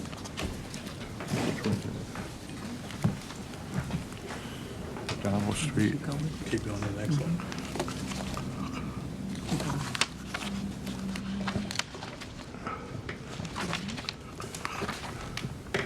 We're here. Our docket's numbered a little bit different, so we're ready. Go ahead, Mr. Hurdle. Abraham Hurdle on Identify behalf of Annapurna 108 LLC. Is this going to be an admission? As much fun as it would be to fight the case, I think there's a lot of people waiting, and we've all heard Mel talk too much, and everyone's getting that sleepy look, so yeah, it'll be So an it's admission. Mel's fault, right? An admission. Anybody that's going to testify that hasn't been sworn in, please raise your right hand. Do you swear or affirm under the penalty of perjury that the answers that you give and the statements that you make will be the truth, the whole truth, and nothing but the truth? I do. Inspector Brown, Baltimore City Liquor Board. On 8/31/24, approximately 11 p.m., Inspector Brown, Agents Tudhope and Agent Perez, along with Chief Prismalis, responded to the establishment for complaints of outdoor crowds. No crowds were observed. However, while observing the establishment, we noticed security not checking IDs, and the table next to the window, which was occupied by 6 females who appeared to be under the age of 21, had shot glasses and mixed drinks in front of them, which appears to be alcoholic drinks. Agent Perez asked the ladies for their ID. They got up, left the establishment without paying and without showing identification. Soon as they left, staff cleared the table. Chief Prismalis spoke to manager Freddie Alexander, Guzman Pineda, identified by Maryland driver's license, who advised the ladies' IDs were not checked due to arriving before security at 9 p.m. Licensee was advised a violation would be written, and we left the establishment without incident. Okay. Great work. This is an admission. I had a chance to speak to several of the inspectors, and while 6 females who appear to be under 21 doesn't sound like a violation to me, there were some other concerns. I believe this is the first violation. I've talked to the managers. I've talked to Mr. Thapa, who is also one of the licensees, about how things need to be adjusted going forward. We anticipate these issues will be resolved so that there aren't any actual, perhaps more real violations going forward. So what's going on with this security not being checked before 9 PM? Like, what does security have to do with checking for? As with many places that do a lot of food business, they open well before kind of the busy hour where there's potentially a lot of minors. And as a result, if you come in at dinner at, say, 6 o'clock, you're not going to get carded by perhaps a bouncer at the door or get a wristband of some of that nature. These people were just there earlier, is my understanding. So as a result, they were kind of more carryovers from an evening dinner service as opposed to the bar crowd that comes out later. It's something we're working on. I've talked to them and indicated already that there's going to be some changes to their bouncers and IDing policies. And even if you're having dinner, that they should be checked if they're ordering alcohol. Just to be clear, there's no indication that they were in fact under 21 on the record. So it's something we're working on. We acknowledge that there's a concern. We acknowledge the concern and we're fixing it. Okay. Any questions? None. No. So I don't see any other violations in the past on this one. All right, based on the violation report, the testimony that was given today and the proffer made by counsel, I do find that there was a violation, especially since there was an admission of Rule 4.012, and that's furnishing minors. I do see, since it was a first violation, give a fine of only $150 on this one, since it is the first violation and nothing else is on the record. Based on materials and testimony provided today, I disagree with the chair's findings of violation of Rule 4.012, furnishing the minors, and I request a fine of $500. And mine is 30 days to pay also. Make that clear for the record. 30 days to pay off.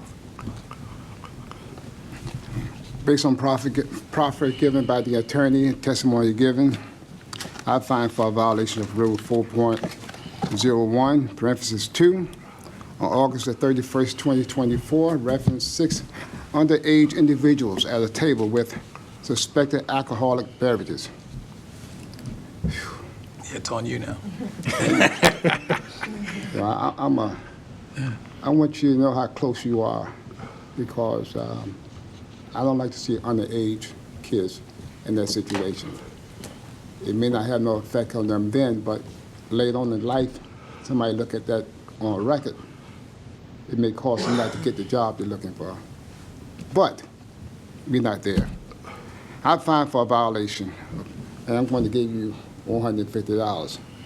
But the next time, it's not going to be the $500, it's going to be a lot more, maybe. Yeah. And this 30 days to pay. Yeah, this does show you that we do have some other thoughts other than my thoughts when it comes to serving minors. So just make sure that you guys get, and you can talk to make sure that they have. Absolutely. We've already discussed it, scheduling a meeting for next week. Okay. Absolutely. Thank you. Thank you. Thank you, Commissioners. May I be excused?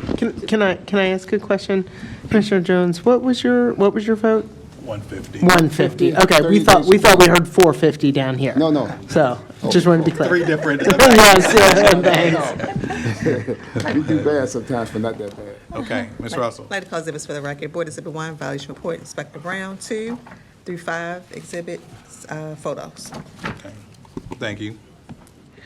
James Hubbard III, Lobo LLC, trading as Lobo, 1900 Alisana Street.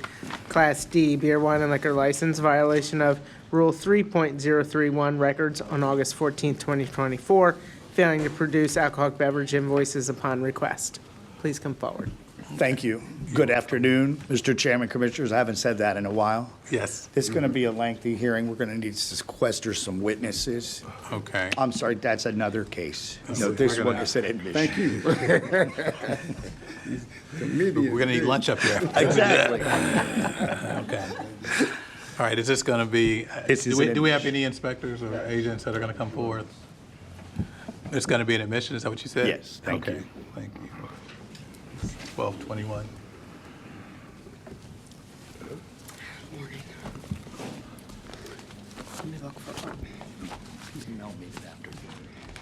Good afternoon now. Inspector Jordan.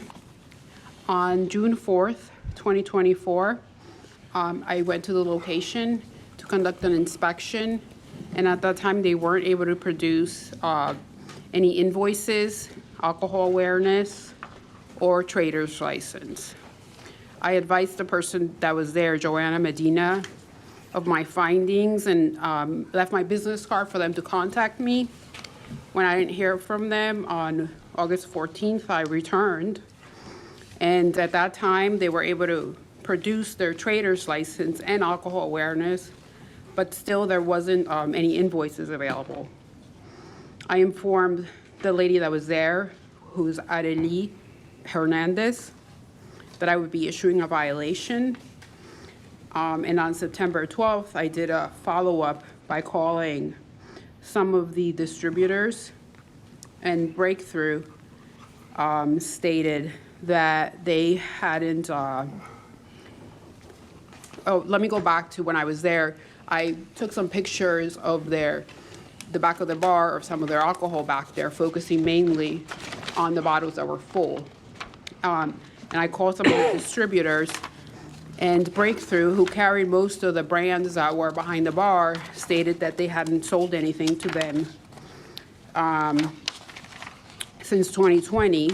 Southern Glacier couldn't find any purchase history, and Republic, they sold to them August 20th, which was after my visit. Okay.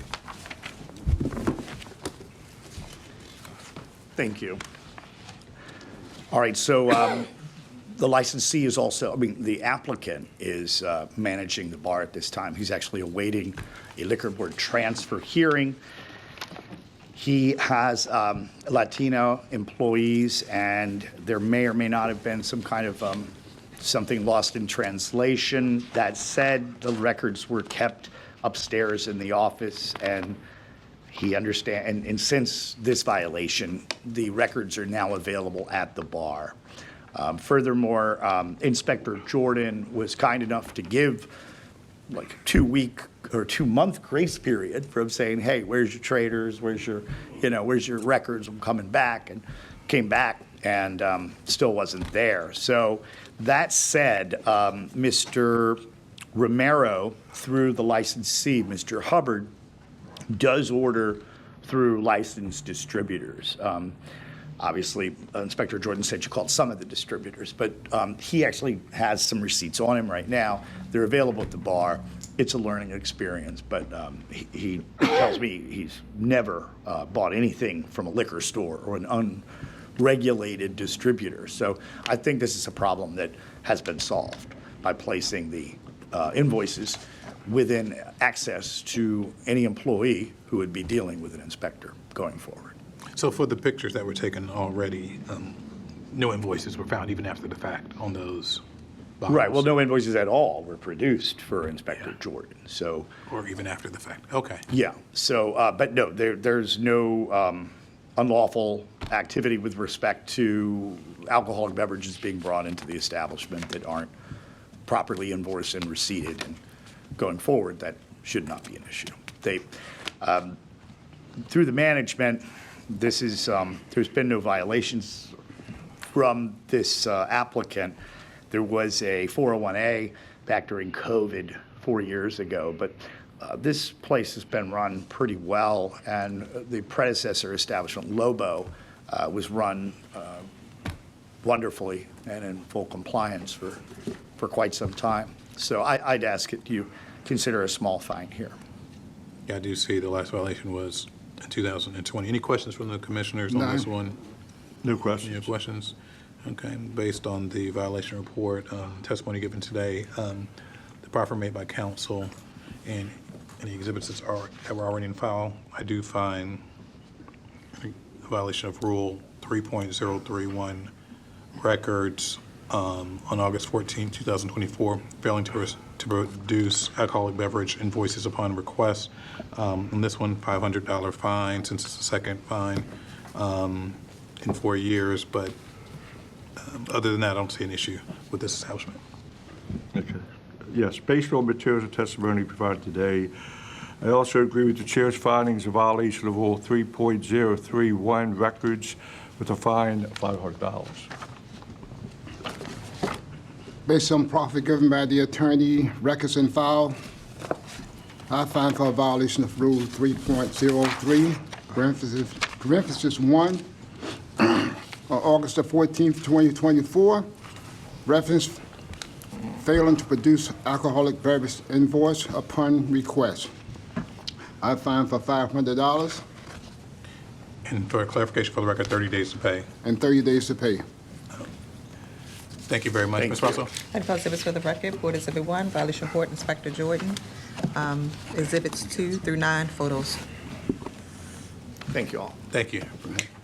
Raymond Nelson Choppers Lounge, Inc., trading as Capital Lounge, 1531 Pennsylvania Avenue, Class BD7 beer, wine, liquor license, violation of Rule 4.20B, specific requirements and prohibited activities by license type on September 5th, 2024, failing to open the tavern area when packaged goods area is open, and violation of Rule 4.181, alterations on September 5th, 2024, failing to notify the BLLC of renovations to the second floor bar area. And just for the record, Acting Chairman Granville is, Templeton is recusing himself. Yes, I'm for recusing this. myself on this one, yes. Thank you.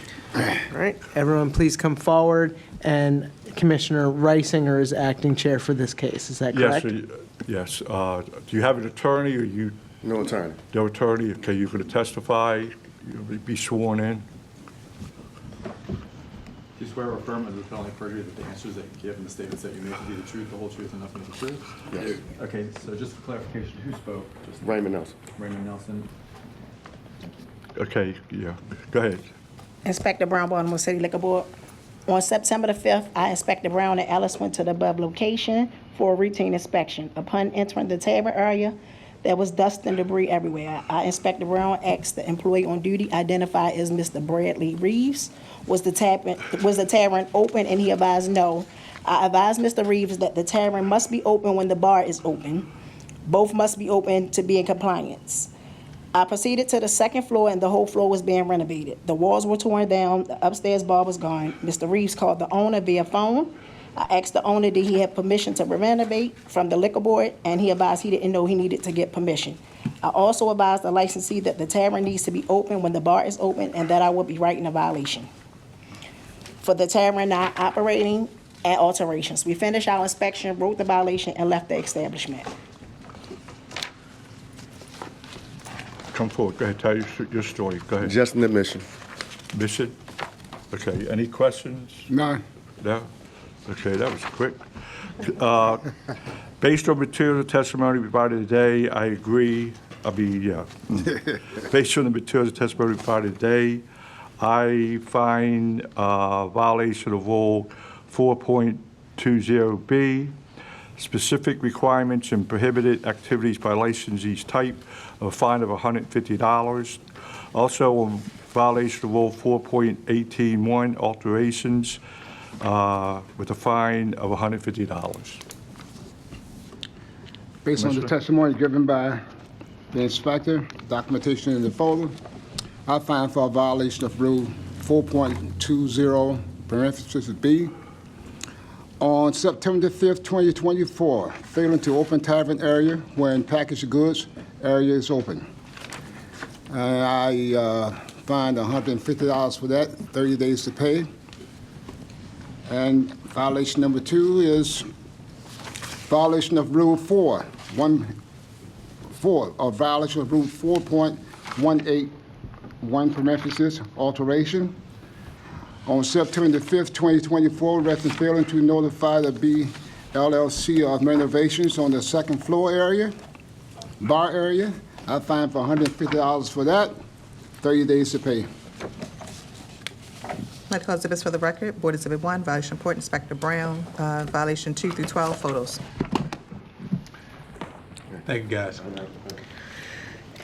Excuse me, Ebony Gill, ESG Holdings, Inc., trading as Ganny's Wine and Spirit, 601 North Carey Street, Class A, beer, wine, and liquor license. Violation of Rule 3.034, records, on September 16, 2024, failing to provide trader's license when requested to do so by Liquor Board staff. Violation of Rule 4.172, storage. On September 16, 2024, alcoholic beverages stored on the floor. Violation of Rule 3.052, alcohol awareness certification. On September 16, 2024, failing to provide a copy of the required alcohol awareness certification when requested to do so. Violation of Rule 4.18, alterations. On September 16, 2024, renovating licensed space without notifying the liquor board. And finally, violation of Rule 3.02B, cooperation. On September 16, 2024, failing to follow up with inspector when she promised to do so. Please come forward. Are you Ms. Gill? Yes, sir. Good Okay, can you afternoon, please everybody. raise your right hand? Do you swear or affirm under the penalty of perjury that the answers that you give and the statements that you make will be the truth, the whole truth, and nothing but the truth? Yes, sir. Would you like to admit to these violations, let our inspector say what happened, and then you could just say what happened, and then we can make a decision? Or do you want to have a full-out hearing? Yeah, a couple of them are just right, so I did want to explain them though, but. But you do want to fine. make an admission, and then you can explain later? Well, yes, sir. That's fine. Okay, so go ahead. Please. Thank you. On August 27th, I went to the location to perform an inspection. And at that time, I noticed they were doing some renovations in the rear, taking some shelving down. And at that time, they couldn't produce an alcohol awareness certificate or a trader's license when I asked for one. I spoke to I believe I spoke to Miss Ebony, right? Was that you? That I spoke to on the phone? Miss Ebony Gill, and stated that she would provide those documents to me when I didn't hear from the licensee. On September 16th, I went back. At this time, I went back with Inspector Ellis, who was in training, and followed up. And at that time, they still could not produce the alcohol awareness or the traders. And I noticed that they were doing more renovations in the back, and I asked the employee. He stated they were changing the stock room to open it to the public for food. And noticed they put some nice tile down, so it looked like it was being renovated to open to the public. And I informed the employee that they needed city permits for all that stuff, and they needed permission from us too. Okay. Anything else, Inspector? Okay. Ms. Gill, you want to tell us what's going on? You have 1, 2, 3, 4, 5 violations, and I don't think you have a history of violations or anything. No, sir, we haven't had anything happen. In regards to the alcohol awareness, it was just merely a missight. When they came in, we did have one up, but it had expired. So I called the gentleman who conducts the class, and he took care of it, and he actually emailed the information to them. Same thing with the trader's license. We had to get it renewed. We did it. The problem was, after I renewed it, I did tell her I was going to send it. It just slipped my mind. That's my fault. I was supposed to send it, and I didn't realize that I didn't send it to them until they called me back saying that I had to go to court. So it's just a thing where, as though when I got it, I was like, okay, I got it, and I moved on. I was encumbered with a lot of things. It slipped my mind. So I did say that I was going to send it, and I neglected to do that. So that's clear. In regards to the renovations, now when we say renovations, we're talking about me moving my shelves and things like that. Yes, we are going to be doing food, but that's just merely purchasing certain things and placing them, and then afterwards they'll do an inspection. We don't have anything going on right now, but trying to get certain things that they would want in there so that when we do call for the inspection, we're good. That's how that works. In terms of letting the liquor board know, I wasn't necessarily privy to that, and that's my ignorance, but it wasn't anything where I was trying to be clandestine. It was just a mere thing where we were saying, okay, we can do this, so we have to get certain things, and we just started purchasing them. It wasn't like we were renovating a whole store and things. I'm very well aware of permits and things like that in construction. So it wasn't that drawn out in terms of we weren't really doing renovations. So that was that. And I wasn't actually there when they came. I would have probably made things more clear, but I was kind of out some of the time with pneumonia. But another thing, they said something about cooperating. When they came in, the gentleman that was there, he's not used to them coming in. And then when they do come in, they get their paperwork in terms of The liquor we purchase from the distributors, they look at it, they check it off, they're gone. That's usually the interaction, is in and out. We never had an issue with them. So that's just the gist of it. He wasn't not trying to cooperate. He just didn't know what to do or what was going on, and he wasn't going to do something, and I wasn't aware, and he didn't know what that meant. So that was just And what that's it was. more of the failing to follow up with the inspector when That's you just my promised. fault. But you already discussed that already. And you understand now Yes, any sir. alterations done, Yes, sir. you still have to do it. Yes, sir. It sounds like you understand the rules appropriately now. Any questions from other commissioners? Just one. Just one. When you think about making the change, that's why having a relationship with your inspector is important. Just give them a call and discuss it, and just like that, you resolve it, and boom, Yeah, I you know move that. forward. And I just didn't know that if you move a shelf, that you. That's understood. So it's fine. If I move a shelf, I'm gonna call you. Okay, no shells are going to be moved in the future without calling us. All right, based on the violation report, the testimony given today, I ruled that there was a violation of Rule 3.034 records, failing to provide the trader's license when requested to do so, violation of Rule 4.172, storage, alcoholic beverage is stored on the floor, violation of Rule 3.052, alcohol awareness certificate, failing to provide a copy of the required alcohol awareness certification when requested to do so, violation of Rule 4.18, alterations, renovating license space without notifying our office, and Rule 3.02B, cooperation, and that's failing to follow up with inspector when you promised to do so. All of these violations were done on September 16th, 2024. Given it's your first violation, it sounds like you jumped on everything. I am going to issue a fine of only $100 per violation, and you have 30 days to pay. And that's 1, 2, 3, 4, 5 violations, $100 each. You have 30 days to pay. Okay. Based on materials and testimony provided today, I also agree with the chair's findings of the licensee's cooperation, and I vote violation of Rule 3.034 records, fine of $100, violation of Rule 4.172 storage, $100 fine, violation of Rule 3.052 alcohol awareness certificate, fine of $100, violation of Rule 4.18 alterations with a fine of $100, and a violation of Rule 3.02B cooperation of $100, 30 days to pay. Based on the testimony given by the inspectors and documentation and file, I find for a violation of Rule 3.03, parentheses 4, on September the 16th, 2024, reference failing to provide a trader's license when requested to do so by the BLLC board staff. Also find for a violation of Rule 172, on September the 16th, 2024, reference alcoholic beverages stored on the floor. I also find for a violation of Rule 3.05, parentheses 2, alcohol awareness certificate.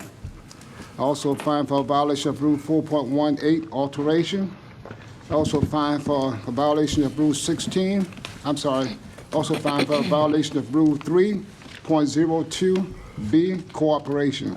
On September 16, 2024, reference failing to follow up with inspector when she promised to do so. $100 per fine, you get 30 days to pay all of it.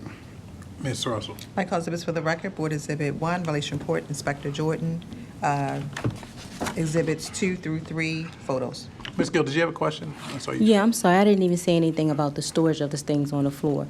Now, the stuff, we get deliveries Tuesday through Friday. It's okay now, we've already made our ruling, but do you want to say it just for the record? Yeah, we don't store the things on the floor. When they came in and the things were on the floor, the delivery people come in, they set it in. We just happen to not have stored it at that time. We don't keep the stuff on the floor. So it's in transition, is that what you're saying? Yeah, they just had it there, they delivered it, and that was it. We were working. We just didn't put it up yet. It was not as if we keep that stuff there. And all the other times that they've come there, they've never seen that where we doing that on a regular basis, so. Okay. So keep that, be cognizant of that, though, so when Yes, the sir. items are coming in. But You get nominal fees, $100 for fine. You understand that? Yes, sir. Okay, have a good one. Have a good. Alexander Smith, Fells Point Venture LLC, trading as Chop Tank Restaurant, 1641 Alisana Street, Class B beer, wine, and liquor license, violation of Rule 4.14, live entertainment without authorization on August 24, 2024. Musician performing outside the establishment when the establishment does not have permission to have live entertainment outside. Please come forward. Anastasia Thomas Nardangeli on behalf of the licensee, and I have Alexander Smith, the individual on the license, with me, and he will provide testimony. Okay, anyone going to testify? Smith, go ahead and raise your right hand if you're going to testify. Do you swear or affirm under the penalty of perjury that the answers that you give and the statements that you make will be the truth, the whole truth, and nothing but the truth? I do. Okay. Is this going to be an admission? This is an admission with an explanation. Okay. At 11:25 a.m., a 311 complaint was received for Chop Tank located at 1641 Alisana Street for disturbing the peace, noise, loud music, and front door open.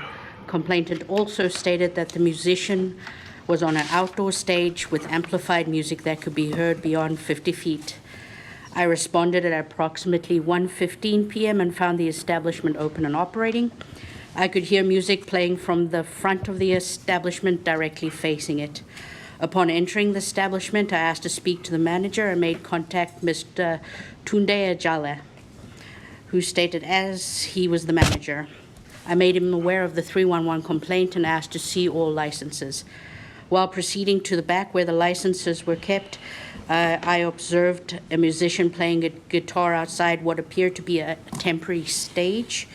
She was using amplified equipment and appeared to be connected to the establishment's outdoor speakers. Upon review of their license, I found that the establishment did have live entertainment but did not have outdoor live entertainment. Agent Tudhope, then proceeded to instruct the establishment to move the musician inside and lower the outdoor speakers. He immediately complied, and I left the establishment without further incidents. Could you identify yourself also for the record? I don't think you did. Agent Tudhope, Baltimore City Liquor Board. Okay, thank you. So pull-out concerts at Chop Tank? Yeah, and I can just talk. Alex, well, we also have a document that we wanted to submit to the liquor board to show as evidence that this was immediately addressed by It the was. license, the individual license holder It was addressed previously, actually. previously, but So let me. So does the license Yeah. holder, knows that there's no outdoor, it has to be indoor at this time, correct? we understand that. Okay. Okay. So go ahead. just to add clarity, so we've been operating brunch on Saturday and Sundays with outdoor live music at Chop Tank since 2019 when we opened. And so this is something that's been going on for 5 years. A competing business owner who's now out of business, the previous owner of Bertha's, who also had live entertainment for many, many years outside, is the one that called on us. She's also the head of the Fells Point Residents Association and has been back and forth with us for many projects that we have going on in the neighborhood. We got a warning the week before, because I was not aware that even though we have live entertainment on our license, that we were not allowed to have outdoor live entertainment. And it's a two-part issue. One, we're part of the Markets Board. So even though that we have live entertainment on our license, we were under the impression from Colin Talbert that at a Baltimore public market, which we're in, that you can do outdoor live entertainment because they do it at the North Market, they do it at Cross Street and others. But neither here nor there. Once we got the warning, I sent an email to management letting them know not to have outdoor live entertainment till it's added to the license. And that was communicated, that's what she has here. The manager who was on that day did not get the communication. As soon as they set up, the artist was not aware of it. And so that's when we were cited in that 2-hour time period. But we'd already previously sent out communication not to do that after the warning. And that's exactly what happened, so. You have that communication there? Yeah. Got it right? Yeah.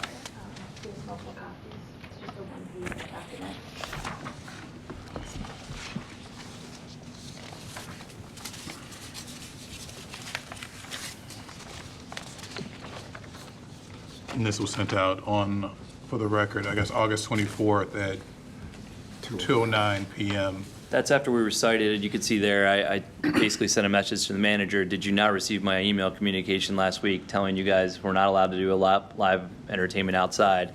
And he wrote back, it was my day off. I missed the communication. I'm sorry, it's my fault, basically. So it was a management miscommunication, not a, after the warning, you could say it was not a, let's just do it anyways. Okay. Yeah. All right. Any questions from the commissioners? No questions. No. No questions. Based on the violation report, the admission that was made by the licensee, the testimony given today, and the exhibit that was admitted also, I do rule that there was a violation of Rule 4.14, live entertainment without authorization. There has not been any other violations on this property at all. Seems like everything was fixed, everything's in order, $150 fine, 30 days pay. That's it. Thank you, guys. $50. Wait. Hey, You have to vote also. Sorry, sir. we got to vote, yeah. Gotcha. Based on material testimony provided today, I also agree with the chair's findings of violation of Rule 4.14, live entertainment without authorization with a fine of $50. Based on the proffer given by the attorney and testimony given by the owner, either manager, what's your position? I'm the owner. By the owner, I find for a violation of Rule 4.14, live entertainment without authorization. I find $150 with 30 days to pay. Ms. Russell? Medical exhibits for the record, Board Exhibit 1, violation report, Agent Tudhope. 2, service request report dated 8/24/24, and 3, communication documentation dated 8/24/24. Thank you, guys. Thank you, guys. All right. Yeah, have a good day. Ma'am. Just 1 second. Yes, sir. Last but certainly not least, Xanting Charles Co.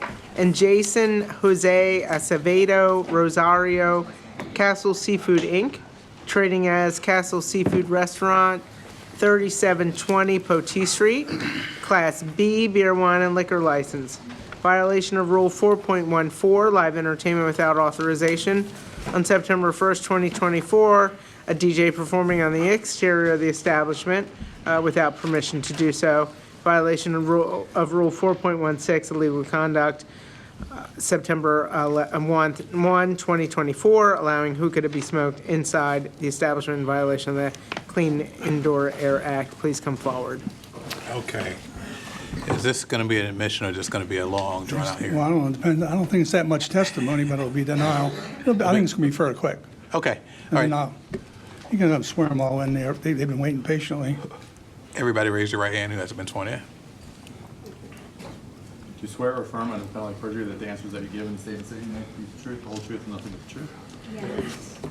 For the record, Melvin Jaconeski representing the licensee. Okay. Inspector, can you move forward? Can you give her a little bit of room, though? Inspector Brown, Baltimore City Liquor Board. On September the 1st, our Inspector Brown and Nazir was visiting various locations throughout the city, having events for Labor Day weekend. We were approximately 1 block away from 3720 Potee Street when we heard loud music playing. We drove to the location, entered the patio, and we noticed a DJ playing music from a laptop with 2 loudspeakers. I entered the restaurant and noticed bartenders were selling charcoal hookah. I spoke to the manager in charge, identified as Janae McKinney, and advised that live entertainment was not allowed outside and that hookah was not allowed. I advised a violation would be written, and we left without incident. Oh, let me see. So was the person who's the DJ, do you see him here? No. But did you, hold on 1 You second. turn around this way. Turn all the way around and see if you see the person. No. And you actually saw him with a microphone and doing A something? DJ, yes. What did he say? He Give me was, an idea, like, what was he saying? I don't know what he was saying. I heard loud music. No. But was he saying anything? Did he have a microphone? Was he introducing songs, or was music just playing? Music was playing. Okay, fine. And number 2, with regard to your, did you see anybody inside smoking hookah? I seen the young ladies with the charcoal hookah, ringing it up with the charcoal thing on top, letting people go. outside. I don't know if they was going outside or But you inside. didn't see them smoking hookah inside. The hookah was inside on the bar. But did you see them smoking hookah I inside? saw the hookah. It was several of them. Were they smoking it, though? I didn't see smoking, but I seen this charcoal That's all I'm hookah. asking. There's no problem with them smoking hookah outside, is there? I'm not sure. Well, do you enforce the hookah things, or who enforce the hookah rules? Anybody here? No Health hookah? department? We have no That would hookah. probably follow the purview of the fire department, which I represent. All right, let's step up here. Can you identify yourself?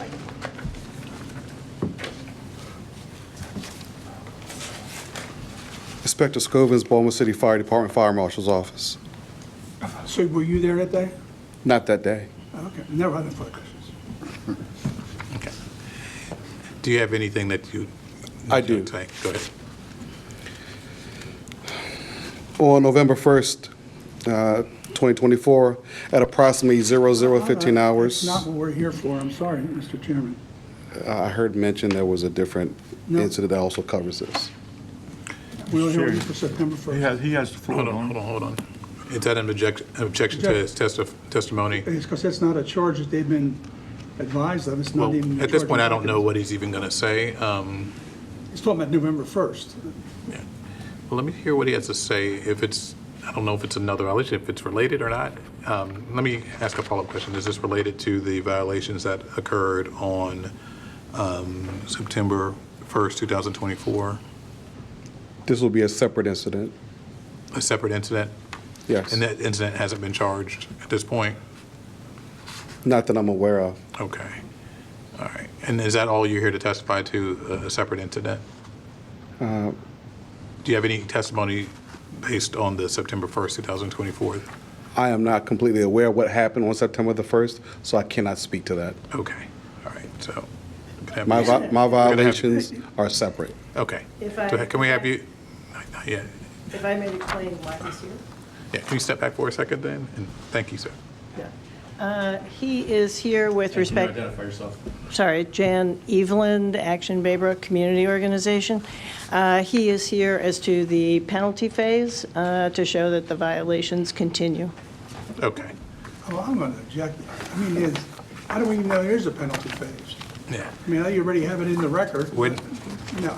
No, it's not in the record because we haven't issued a But penalty you at this can't have point. citizens summonsing people. I mean, you can summons me, but I'll be worthless for that. I understand. He's stepping back at this point. Your objection is noted, yeah. You want to step up? It's sustained. Is there any other testimony For that day? from the, is there any other testimony from the liquor board, any of the inspectors or agents from that day? Any other testimony? No, okay. So go ahead. State your name and address for the record. Raekwon Thomas. Address. Oh, yeah, give your address. Raekwon Thomas. I'm the DJ that would be present on that day. Were you playing any music outside? So outside, I didn't actually DJ outside. No. So what, did you have a laptop or you were doing anything on the outside? I don't recall everything that was there, but I know I set up outside just to make sure and tested the sound to make sure that it did work outside. But when you DJ only from the inside, correct? Correct. And on that day, were any people there? No, not yet. When they came, there Not was when they nobody came. there? Yeah, All right. And you were not DJing outside? correct, You didn't have a microphone, you weren't announcing songs, you weren't doing any of that, were you? correct.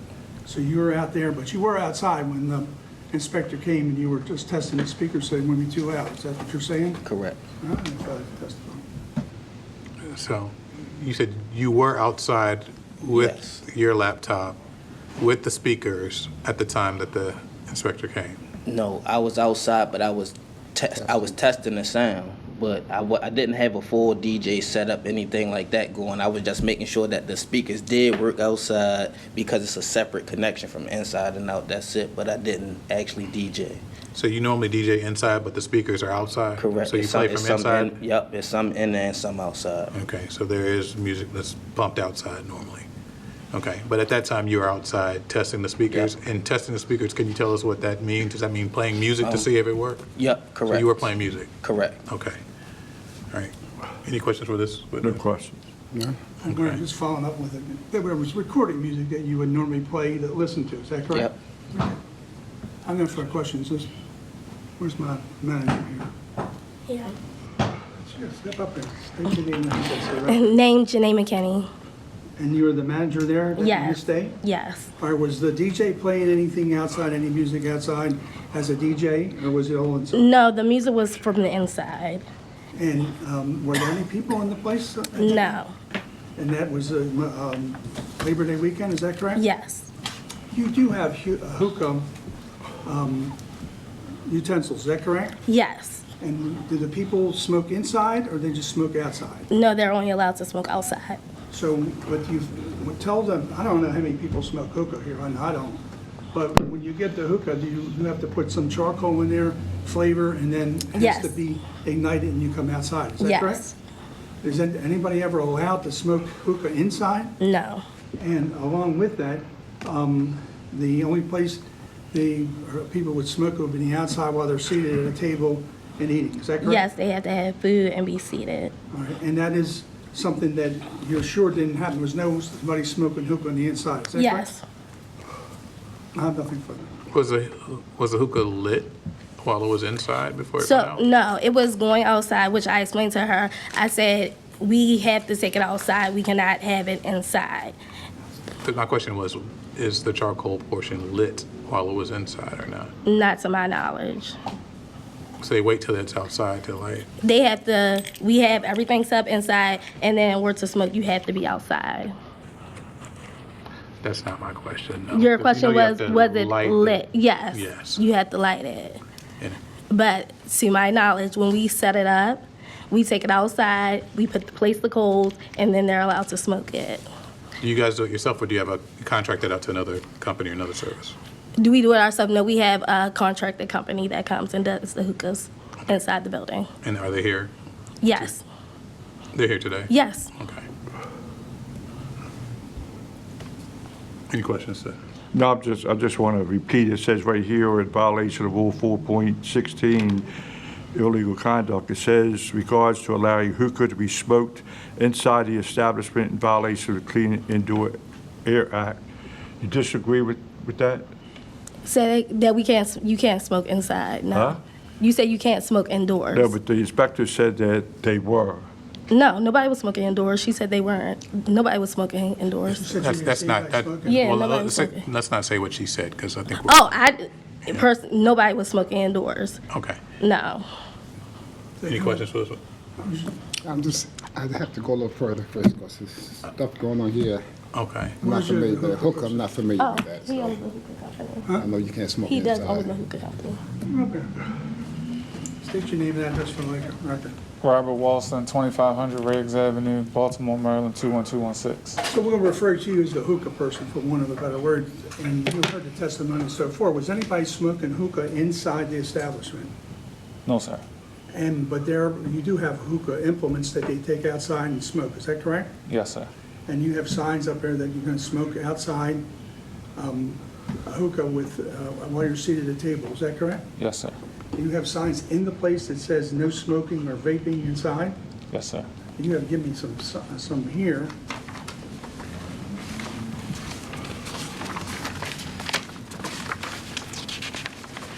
And you've been there recently in the last several months, is that right? Taking over, trying to help out?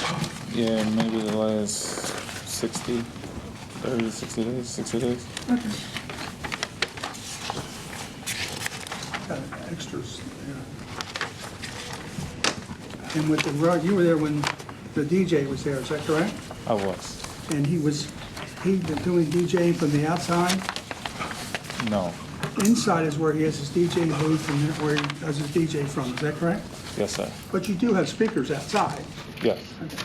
but he doesn't do DJing from the outside. No. I have no further questions. I have a question now, sir. Step back. Okay. No, just stay up. Stay up here? No, Yes. come back up, stay up. So you provide the hookah material, the stuff they need to smoke with, and you outline how they're supposed to do it and where they're supposed to do it and when. Yes. What time did you get there? Around about 9 p.m. 9 p.m., and you stay until what time? Until it's over at 2 p.m. And when you're not there, they can't smoke at all. I have staff that work for me. I actually own the company, but when I'm not there, I'm usually always there now, but when I'm not there, they're allowed to smoke this. My staff knows that they cannot smoke hookah on the inside. Hookah has to be lit outside. Yeah, they know the procedure. And your staff monitor by getting up from a setting position to walk through the crowd to make sure they're at this designated spot where they're supposed to smoke the stuff. Yeah, so usually they might pay for it inside, and they know that they cannot be served in the inside. They have to do it outside. Who brings it outside? My staff. Where's the hookah stored? It's a room inside of the location. And once it's purchased inside, correct? It's prepared inside.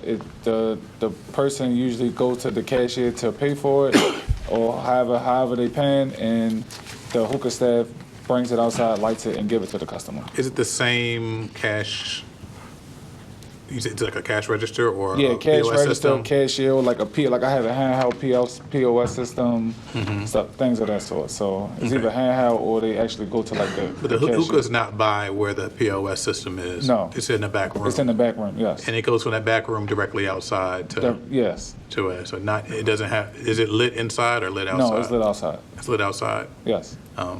But is there any reason for it to be inside or in the bar area or anything like that? It's never there? If it's getting prepared, if I get an order and if the young lady gets an order and she might text somebody who's back in the room and they might bring her to the bar to see exactly where the person's sitting at or what seat they're sitting in or where they exactly are they outside, what they had on or whatever the case may be, so they can make sure they're giving it to the right customer or whatever. If they pay if they don't pay with the hookah staff, if that makes sense.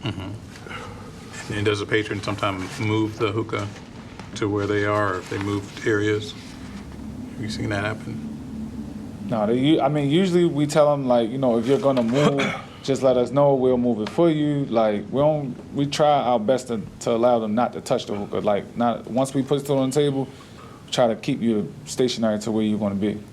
Okay, and on September the 1st, 2024, you said you were there on that date? I was there. And you saw on that date there was hookah on the bar area? Yes, getting prepared to be taken outside, yes. Okay. Inspector, you saw, who took the pictures on that day? I took the pictures on that day. You took the pictures, and Yes. you saw a group of people standing by the bar with hookah Yes.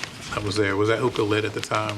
It had, it was being ready. I don't know if they was gonna smoke it inside or I snapped the pictures and I let the young lady know hookah is not allowed inside. I didn't see anybody take nothing outside because we doubled back. We also came back a second time that night and Agent Chase did a routine inspection. And the first time when we came, the DJ was outside. I instructed her that he can't be outside. That's when he moved inside. So when we doubled back, the DJ was inside, but they had speakers outside facing towards the outside. And I didn't see any hookahs outside. I seen them on the inside.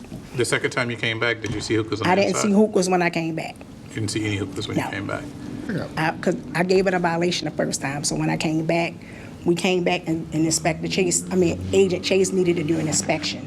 So I stayed inside. I didn't see hookahs at that time. So maybe after I told her I was giving her a violation, maybe she stopped the hookah. But when we came back, it was no hookah. Okay. But the hookah that you saw, Yes. I know I'm a little slow today. Thank you for tolerating me. That you saw, Yes. it wasn't lit at all. I'm not sure. It was a aluminum foil piece at the top. And I'm not sure that's where you keep the charcoal thing on there. I don't know how hookah work because I don't smoke. So it was set up, and it was a couple of them sitting at the bar. And I seen the ladies doing that thing, and there was a lot of people in there. All right, but legally, it can be there in the bar if it's not lit. Is that right? I'm sure it is. You sure or you know? I don't know. Okay. For sure. Somebody gotta let me know that. Okay. I don't know, does anybody here do hookah? Don't be afraid. We know how it works. So, it's a hookah guy. Okay. All right, so So you didn't see anybody smoking hookah inside, you saw it being there, and the DJ outside wasn't talking when you saw him, you just saw him out there near the speakers, is that correct? No, he had a DJ equipment set up at the outside patio. It's like a elevated stage area to the far back of the lot. And he was on there with 2 speakers. What was he saying? Was he saying? He didn't say anything. His music playing. Yeah, just the music was playing, so he didn't say anything. He wasn't DJing at the time, because he wasn't saying anything. He wasn't saying like you want to say, I want to hear Buffalo Soldier. That sounds like that's argument, though, No, but no, just but because I'm music's saying- playing doesn't mean that it's not DJing, so No. DJs don't you have to say know anything. what a DJ is. I DJ know is what a somebody DJ who is. plays, and then you ask him to play a song for you. Not just playing music is not a DJ. That's not correct. Well, I'll take an appeal on that. I mean, I think that's not live entertainment. When someone, you can go in and play from your laptop, you can play, 50s music, 60s, just by pressing it, and then the music plays. Now, if you were on there and you were gonna do karaoke, and you like Buffalo Soldier, you say, can I sing Buffalo Soldier? And he hands you the microphone, and he does that, then it's live entertainment. Okay. Well, sir, the young man in the white T-shirt, That's him, that's the sweatshirt, DJ. excuse me, the white sweatshirt, he said that he tested the sound. That means he's speaking it to he said he had the mic. I know you didn't. Yes, Travis? that's what he said. The record gonna reflect that. Play it back. He did not say that. Well, you can take an appeal after we're done. Let me ask him. Depending on what our ruling is. But go ahead, do you have any questions for him? Did you test the equipment? I tested the equipment. I didn't test a microphone, though. Okay. How do you test the equipment? Just playing a song, making sure that the music is on, making sure that it's leveled out, making sure the sound works. How do you make sure the mic worked? The microphone, I got to talk into it. Did you talk into it? No, I don't even think I had the microphone set up at that point in time. When they walked in, I was coming from the inside with a cord in my hand to continue setting up the sound. All right, thank you. All right. The community's here. Who's going to speak for the community? Is there anything else from you? If they weren't there that day, I don't need testimony until you have to make your decision. I mean, unless they're going to testify, they were on September 1st. Let's see.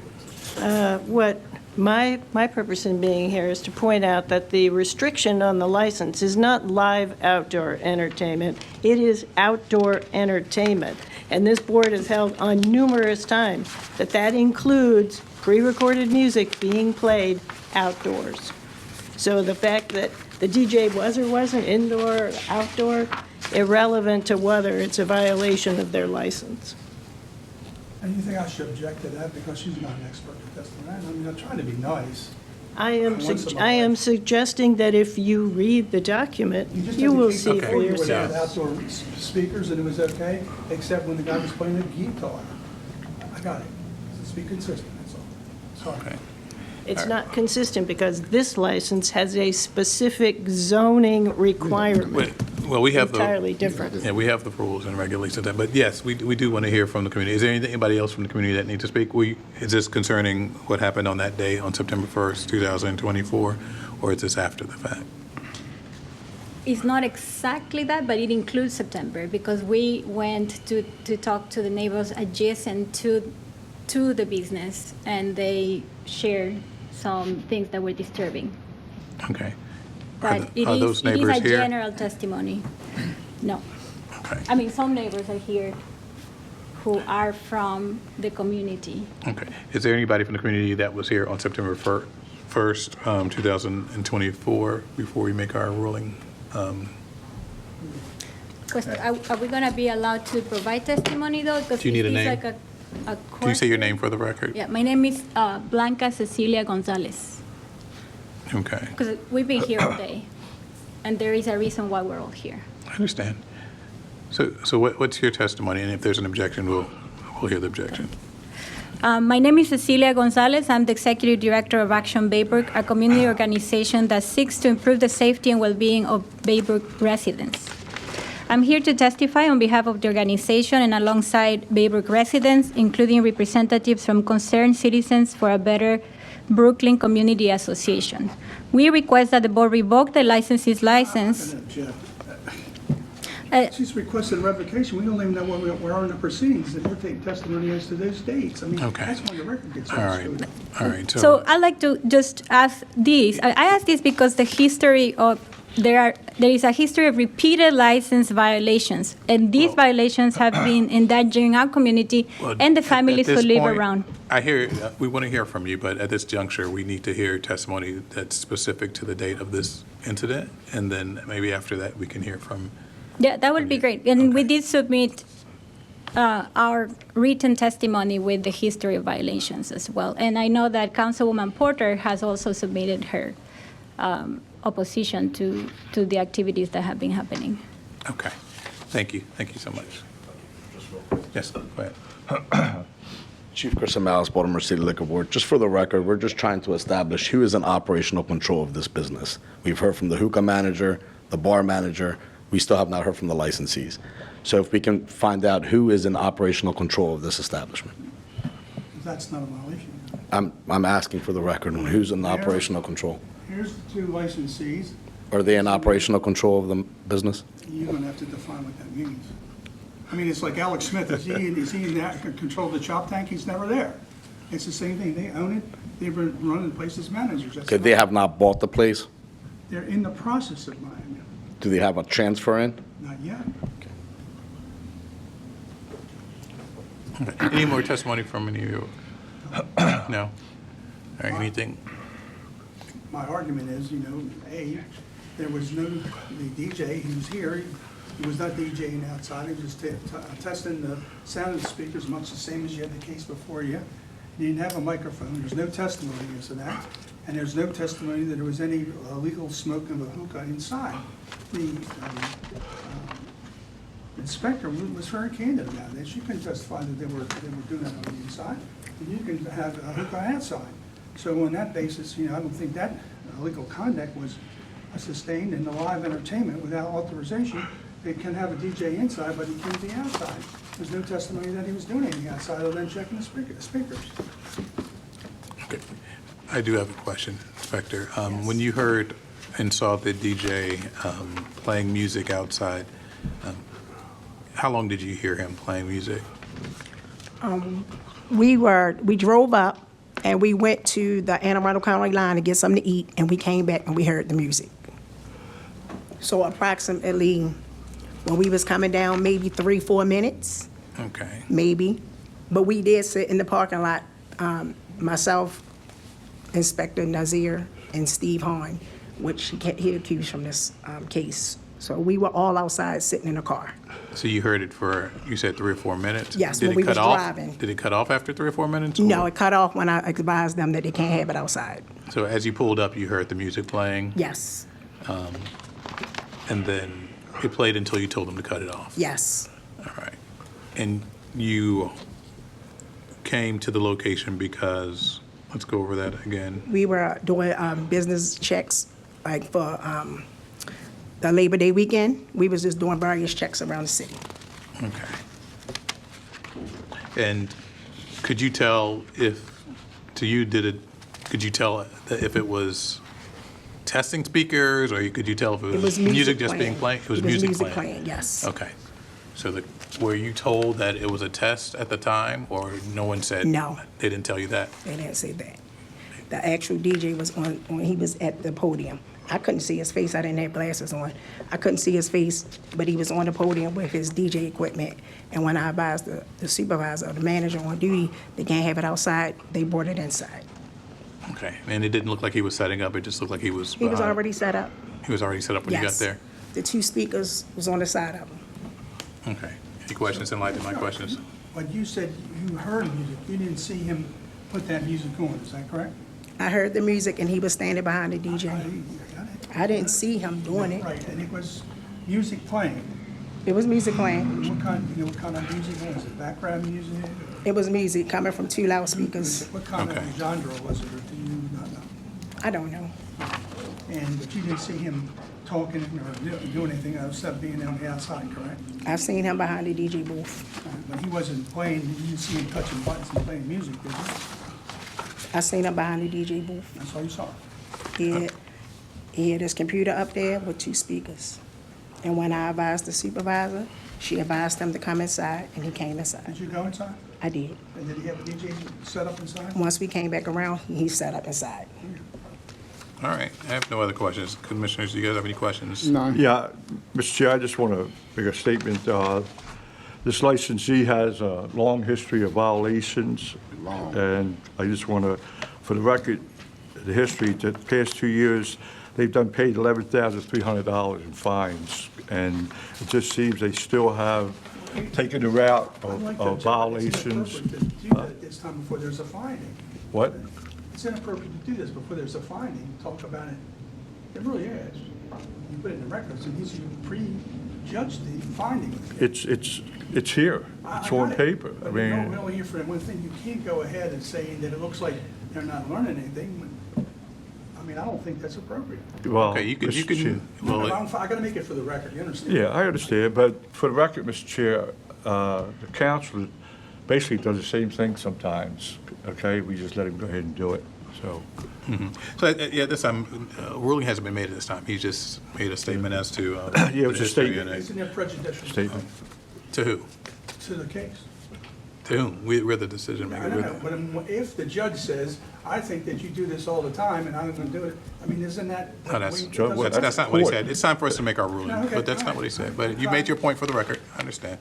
All right, so I do find a violation of Rule 4.14, live entertainment without authorization on September 1st, 2024, with the DJ performing on the exterior of the establishment when the establishment doesn't have permission to have live entertainment in that area.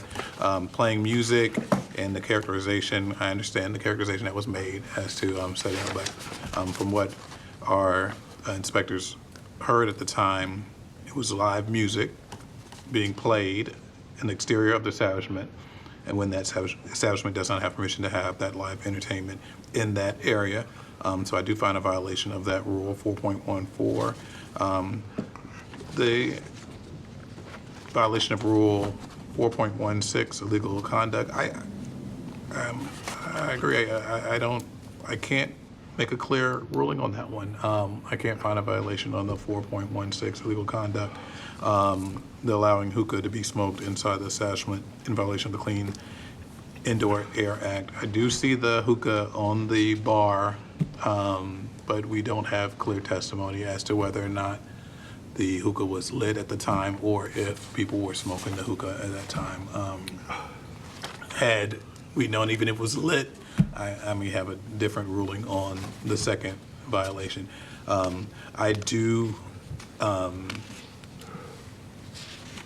at this time, I'm going to say the same thing, that we do see a heavy, long violation history for this location.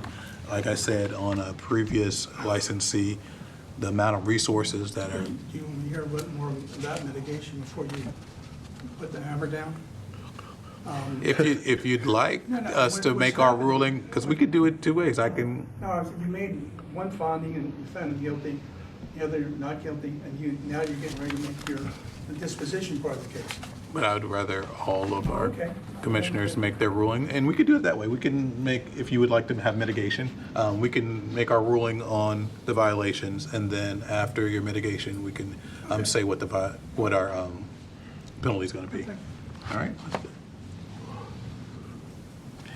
Okay. So, go ahead and make a ruling on the violation of the 4.14 and the 4.16, and then we'll wait to say what's going to happen. Mr. Chair, if it's appropriate, I just want to, I'm looking at this on a total fine for all of them together. Okay. Is that appropriate? Yes, but we're going to wait to fine until mitigation unless, yeah, go ahead and rule on whether or not there was a violation, and then we'll wait on the fine. There's 3 violations, and I vote to fine the licensee. Two. What? It's two. Just on, we're doing one at a time, 1 and 2? Violation of Rule 4.14, live entertainment without authorization, I fine $5,000. The violation of Rule 4.16, illegal conduct, Do you find there's a violation for that one? yeah, $5,000. If I'm missing something, No, council would like to argue before we give a fine, that's all. So you find a violation on both of them? Yes. Is that correct? Yes. Council and the community.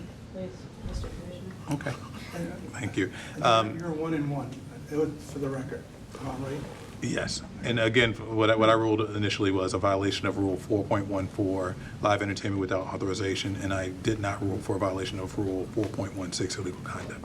Okay? Can you make your ruling on the violation, and then we'll listen before we make our... Based on the testimony given here today, I find for a violation of Rule 4.14 on September 1st, 2024 reference, a DJ performing on the exterior of the establishment when the establishment does not have permission to have live entertainment in that area. I will hold my fine until mediation is given by. You're going to rule on 416, because she has split. Can I do this, please? Let me do it. You do yours and I do mine. All right. Violation of Rule 4.16, illegal conduct. I didn't have enough information from the inspector. The inspector clearly stated that the hookah wasn't lit. She didn't see anybody smoking on the interior of the property. So based on that information, I find her not guilty for that. In order for me to rule guilty, I have to have information. Okay. Do you want to go ahead and go forward with your mitigation? Well, in this particular case, the licensees are these two here. The people who want to come in, these people here, and they have been trying to get an arrangement where they could come in. As a matter of fact, they have met and talked with the council Lady Porter, and they've set up 3 or 4 meetings with her already to go over and try to get a better sense as to, what they can do, what they don't have to do. They would also agree to meet with any community group if they would ever get in touch with them, and also indicated we talk to the chief inspector at the appropriate time. And in fact, he has left messages with the chief inspector. Chief inspector appropriately said, wait till after the hearing before I'll talk to you. And the question is, the last thing I'm going to say for the record is recorded music is not live entertainment, but that's it.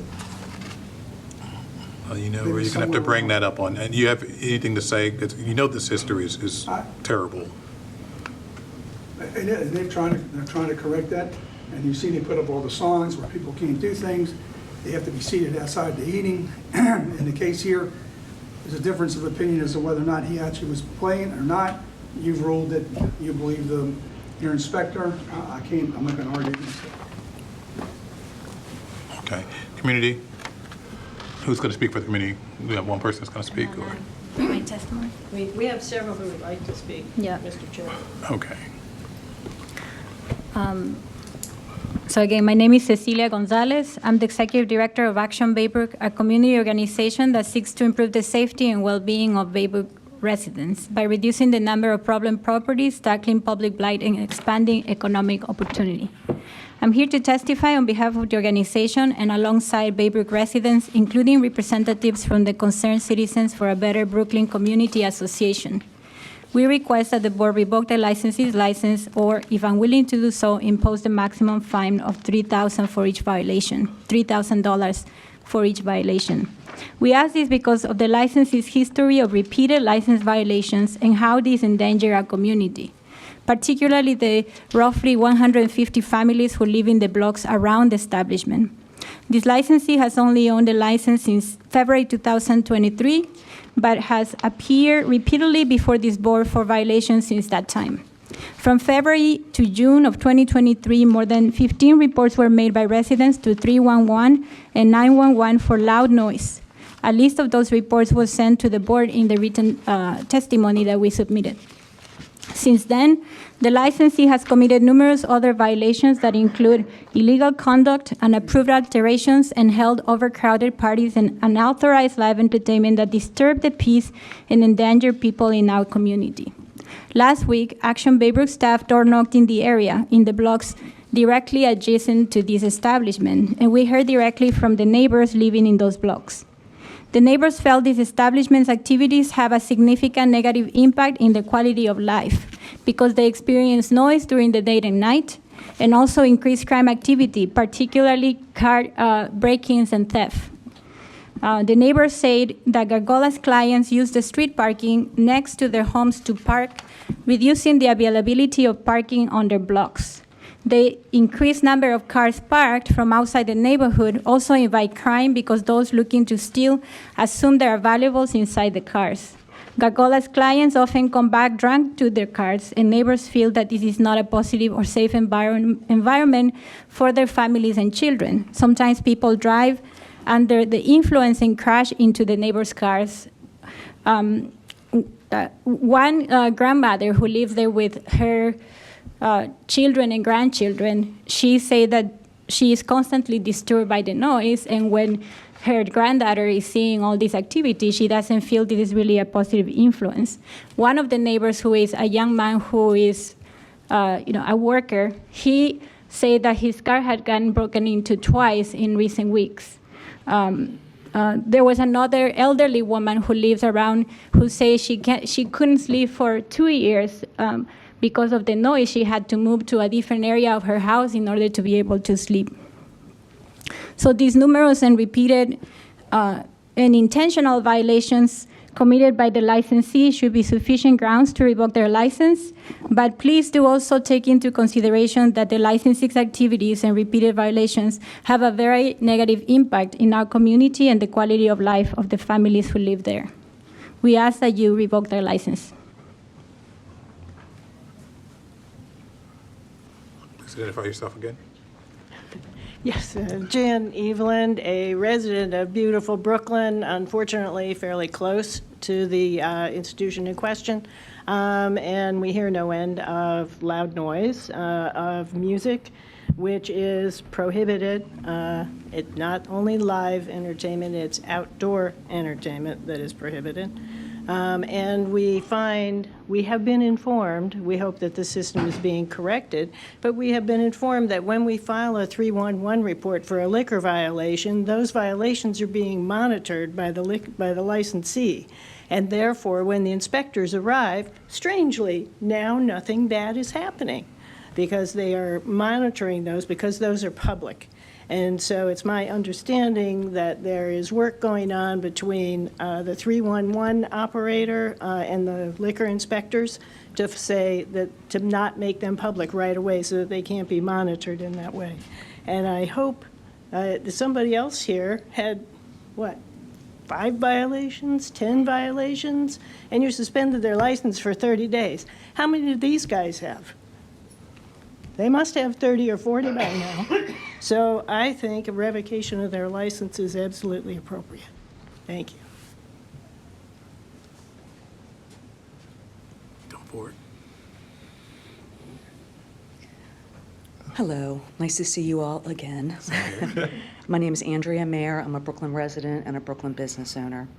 I live a mile away from the business, and when the music plays, I can hear it all the way up there.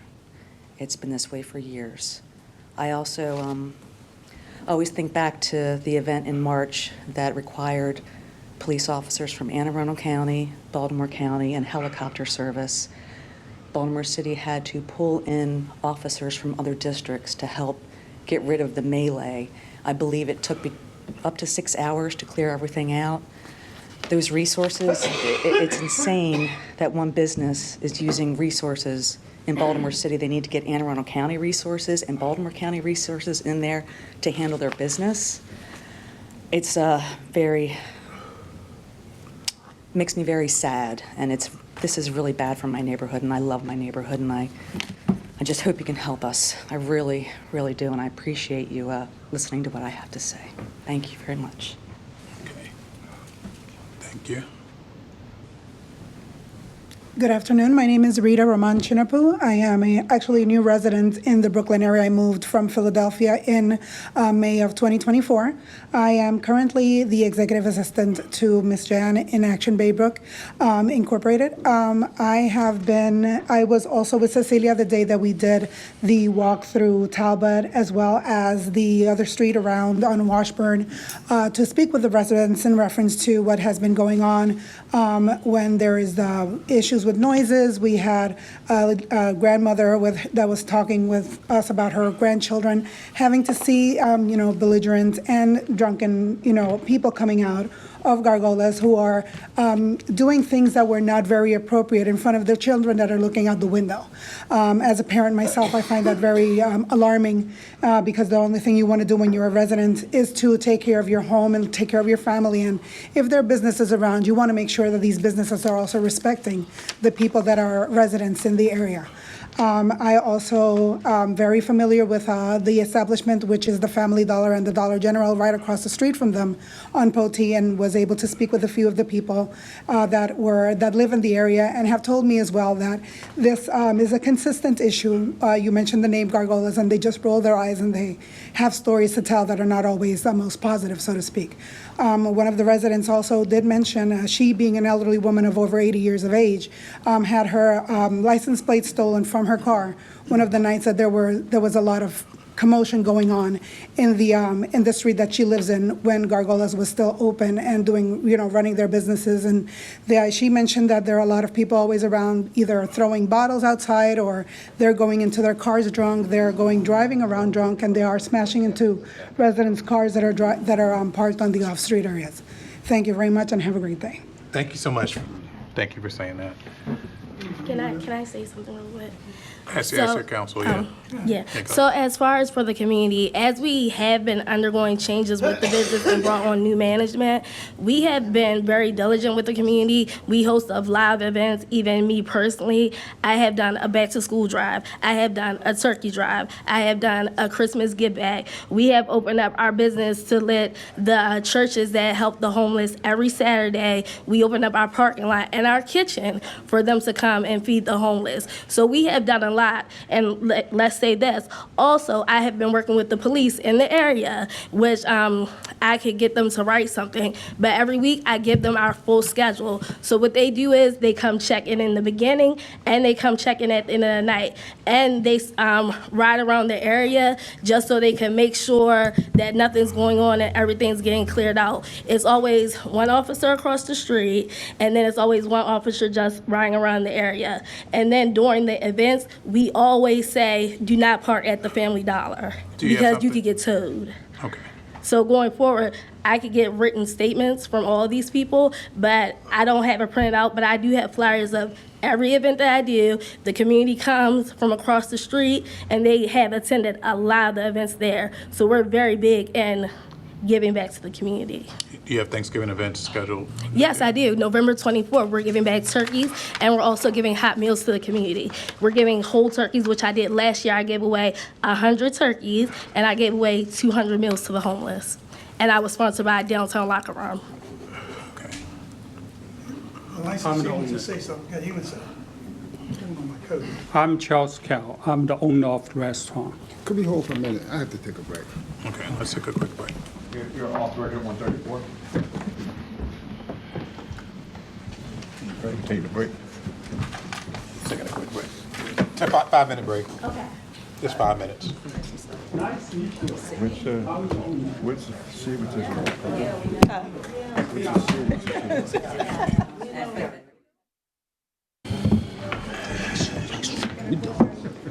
Good tonight. Good. What that was Cleveland. Okay, we're ready to go back on the record. Ready? Okay, we are back on the record at 141. All right, so we were at the point where the licensee was about to testify. The owner wants to say something on the record. Can you say again your name for the record? Charles Cal. Okay. I'm the owner of Castle Restaurant. I own since 2008, over 15 years. Basically, Castle Restaurant, not too many neighbors. The front is vacant lot. McDonald's closed it. My address 3720, 3721, Medical Center closed it.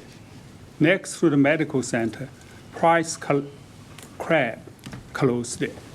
Next, my building, 38,000, 4 apartments, all closed it.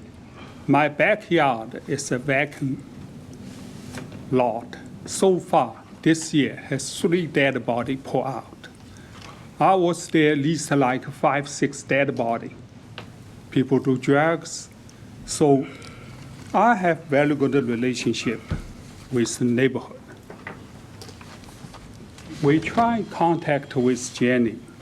Set a community meeting, we can attend in it. I talked to city, they loaded the letter to them, asked them, they refused. So what's this letter? Because I want communication. The So problem. let's make the record clear. This letter is, Yeah. who Also, sent this letter?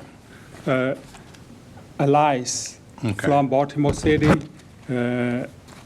Brooklyn Business Association. The city just created, this is last year, they refused. He told me, they don't want to talk to me. But I talked to all my neighbors, over 100 signatures. I said, do you have problem? You call me. So far, they didn't call me for the problem. They only call me. We have 5 fires. The fire department, you can check the records. They set a fire in my restaurant 5 times, even fence. So the neighbor called me, you catch fire, catch fire. So this all the neighbor support. So I have very good solution. I talked to Jenny. Can we go together, go each house, find the problem? You know, all the neighbor, only 1 block away, the neighbor.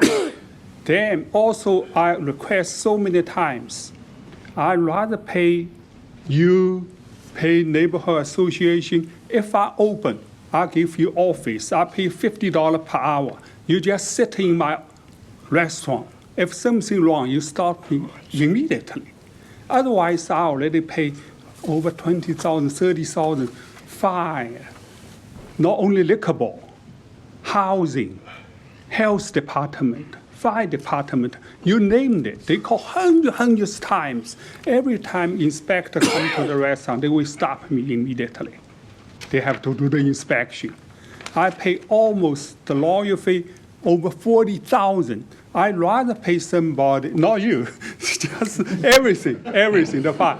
I just like to pay somebody, pay city or pay community. Every time I open, I have office, desk for you. You sit over there. If something happen, you stop me immediately. I don't have to pay fine. I do my business. The second of all, I like a community meeting with the community. Then we have all the neighbor, visit all the neighbor together. If they have problem, I know every single neighbor. I own the Middle Branch Marina 30 years. I own the restaurant.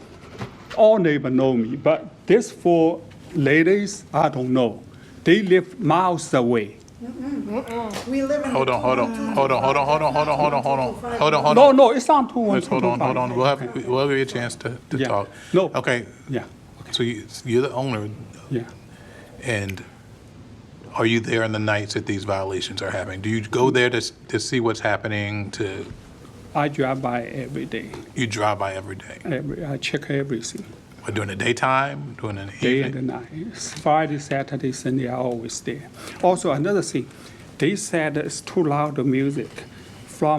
We have the machine. We'll tell you how many dB. Also, we did research. For example, the hairdresser is 70 to 90 dB. The gunshot is 140, 70. The traffic is like 70. Like we normal speak, is 60. So the neighbor told me, the traffic is much louder than music. We like music. If you close down, we're like a graveyard. Then, if we have music, the neighbor said, the neighborhood is still alive. Otherwise, you see so many body pour out, so many fires, so many business closed. So shame, the shooting every day. So yeah. What are you doing to make sure that you're not going to keep coming back to us? Because you're not going to keep coming back. No. I know. They on these call. I lines. don't have choice. They call constantly. But what are you going to do with your operators in the future to make sure that you're not? For example, if they say too loud, we have machine. Okay. You see, this one only $15 from Amazon. Very clear. Then we do all the research, like how many air-conditioned home is 90. If we can test if neighborhood gym come together on the edge of my property, we test. If too loud, we'll indicate immediately. Like we talk, only $15, you see it? Then I like deal with, the neighborhood association, work together. We can go visit each house, just like 1 block, 2 block away. Every single house, we go together. If I go, I show you. They say, no, this is not 21225. It's allowed 21225, 21230. We the only community, the restaurant, have party from 95. So shame, like Cherry Hill, the area, they don't have any entertainment at the hall to rent. We do so many community things. So every single body over there, block, they know me. First block, but a lot of new residents come, they don't know me. Basically, even like your inspector, they know me because I'm in the area so long, But you're not there when our inspectors or agents go into the establishment? Sometimes they call me. Okay. You need to get a grip on. I know we're community, like Jenny already agreed, we can meet together, we can go to the neighborhood to solve the problem. They all have, every home have my name, telephone number.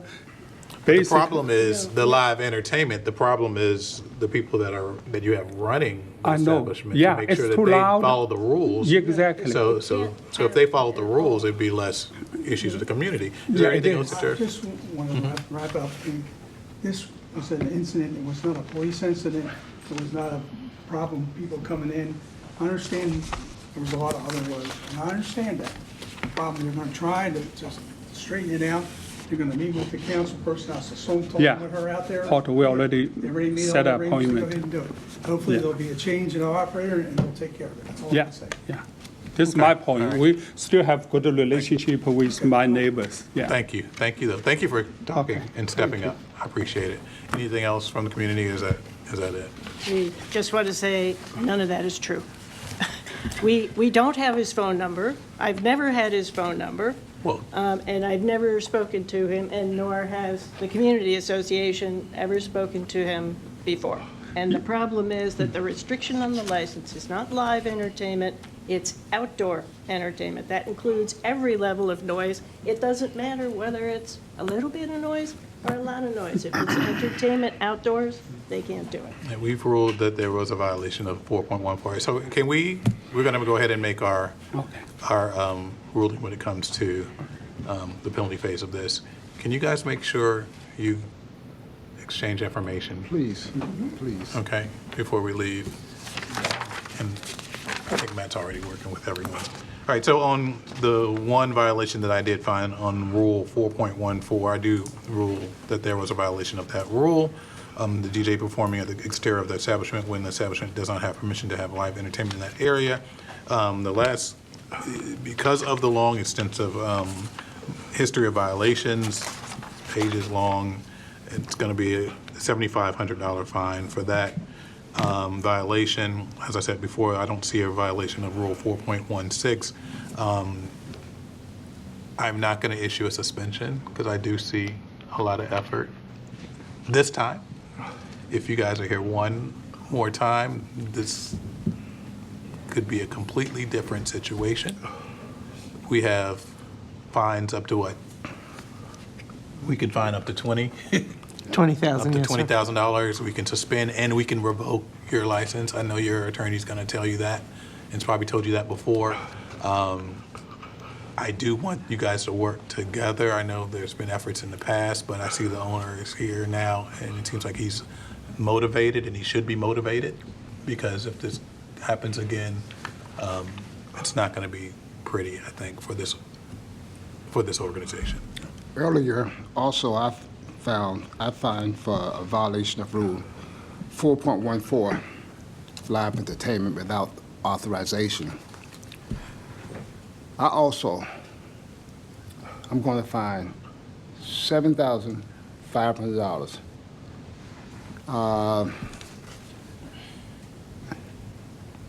Are we going to have a time period attached to this for paying it back, for paying the fees? this 30 fine? days to pay this.